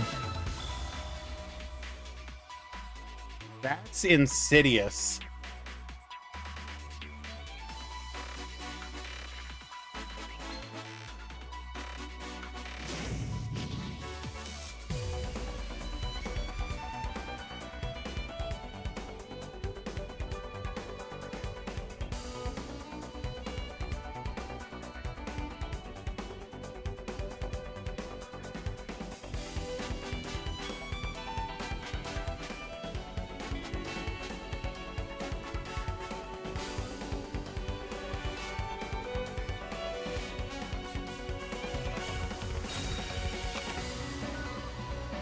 Bring forth the Necrosynchron.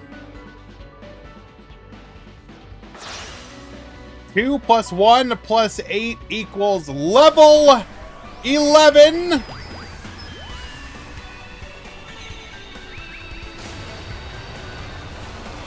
Come forth, Trishula 0.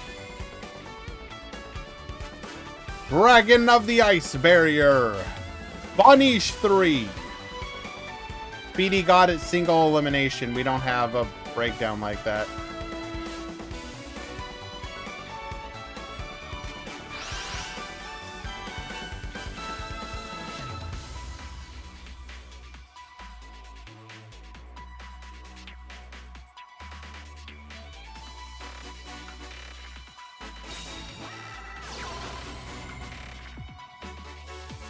Oh my god, we have been completely dismantled by the game mechanics of this deck.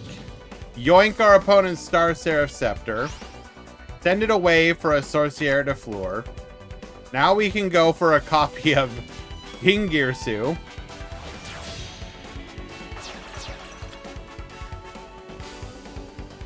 Remove the final monster on the board. Summon out our Dogmatica Ecclesia. Ecclesia gets searching. Grab another Fleur-de-Lis. Summon the Fleur-de-Lis.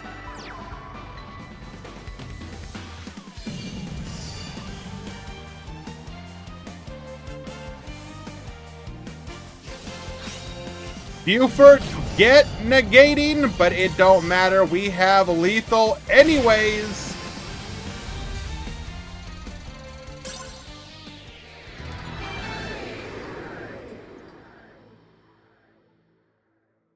Why does this game always choose to defy me? That Reign of 11, I want you to understand, that makes you sound like you're like the beginning stages of like becoming a supervillain. Like this is like the origin story of your villain arc.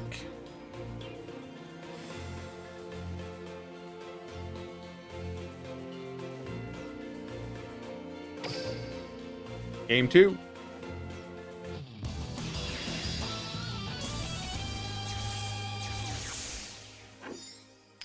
Why does this game choose to defy me? Duel. Alrighty. Can we recreate that abomination?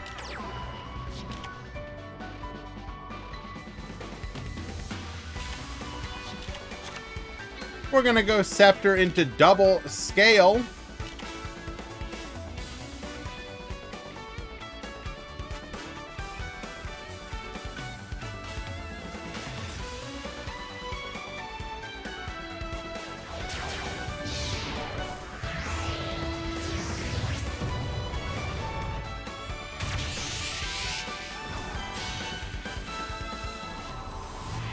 Him Jr., thank you so much for the resubscription, my dude. Good to see you. Hope you are doing well.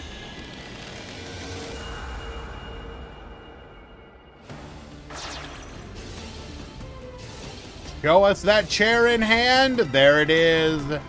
Get drawing. We're going to go for maximum back row.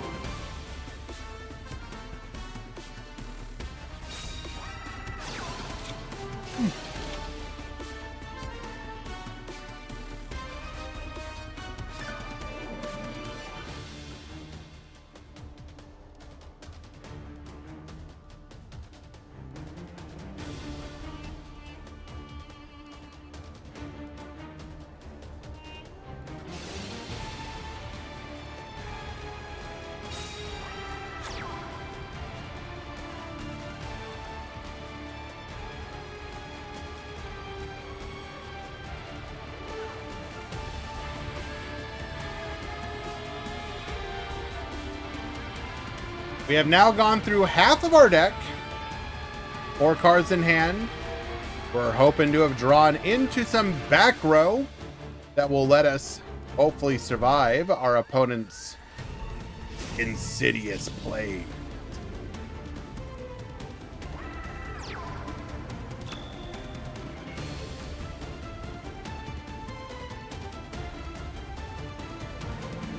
Parrot with the resubscription as well. Good to see you again, my dude. How you doing? 3 months. Appreciate you.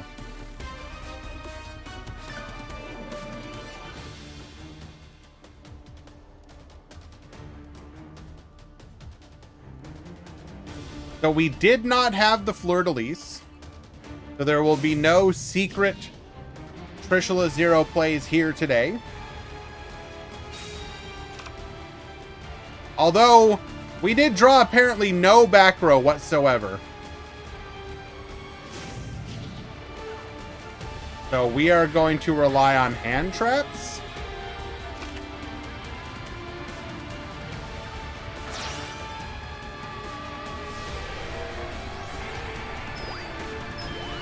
The Buford.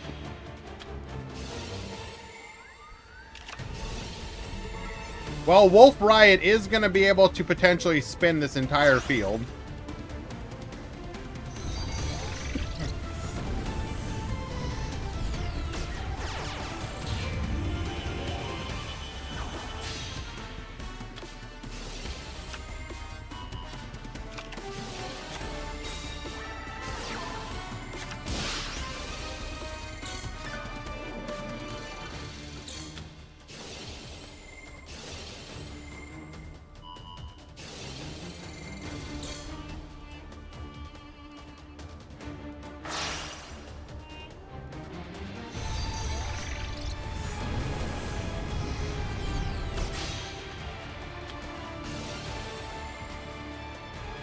Melius effect, bring back. We now have the Wolf Riot.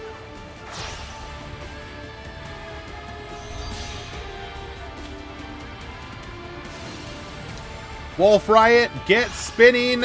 Goodbye to it all.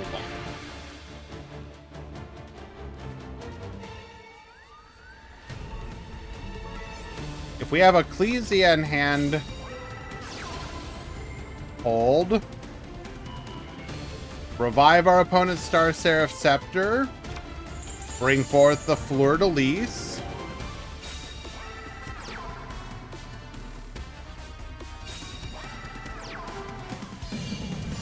We go to battle. There is delay. There's a Beaufort. We still have lethal with these two attacks. 3K 29.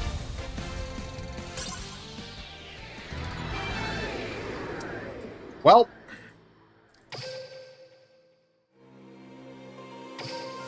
that is going to be a 2-0 victory for Cordy. Why would you play that hand trap? Deals with Lyrilisk. I mean, I will point out that Kobayashi did make it to the grand finals. Now, granted, it is the Meta Weekly. We had about just shy of 40 entrants. But that is still... this is their 5th round, essentially. So, it served them up to this point. Choose a prediction. Cordy with Dogmatica de Fleur. Hold on.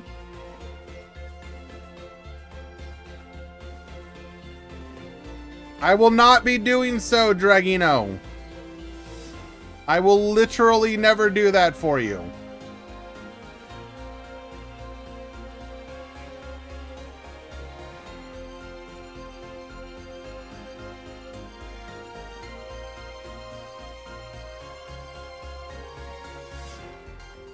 Alrighty.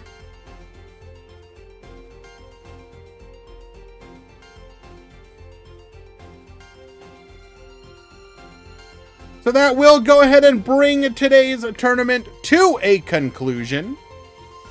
Once again, I want to remind everyone, !Discord, to join our Discord and be able to get in on all the events that we run for the Duel Links and Rush Duel community. Reminder, this week,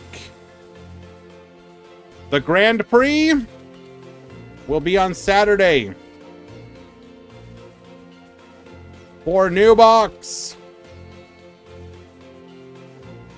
Acceleration Gate will also hosting an event Saturday as well. So we will have 2 events on Saturday. I still will probably do something on Wednesday. It'll probably just be either another point battle room or a single elimination event. Stay tuned for details on that. However, I want to see new cards, so Grand Prix will be Saturday. It will probably start a little bit earlier than normal. I haven't decided if it's going to be 1 p.m. Eastern or noon Eastern. I will finalize that when I put the sign up tomorrow.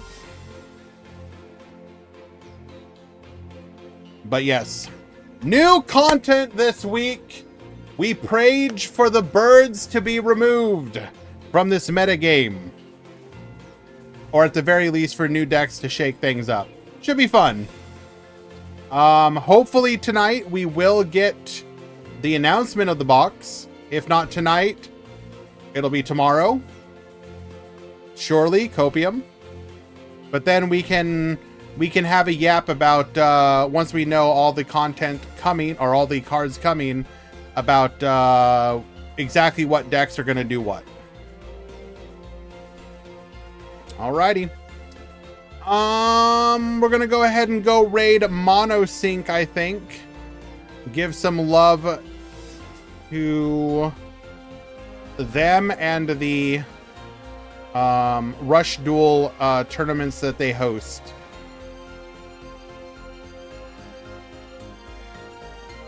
All right, guys. Top 4, I will message you in the Discord for how you can get your prizes. And we will yap more later. Thank you.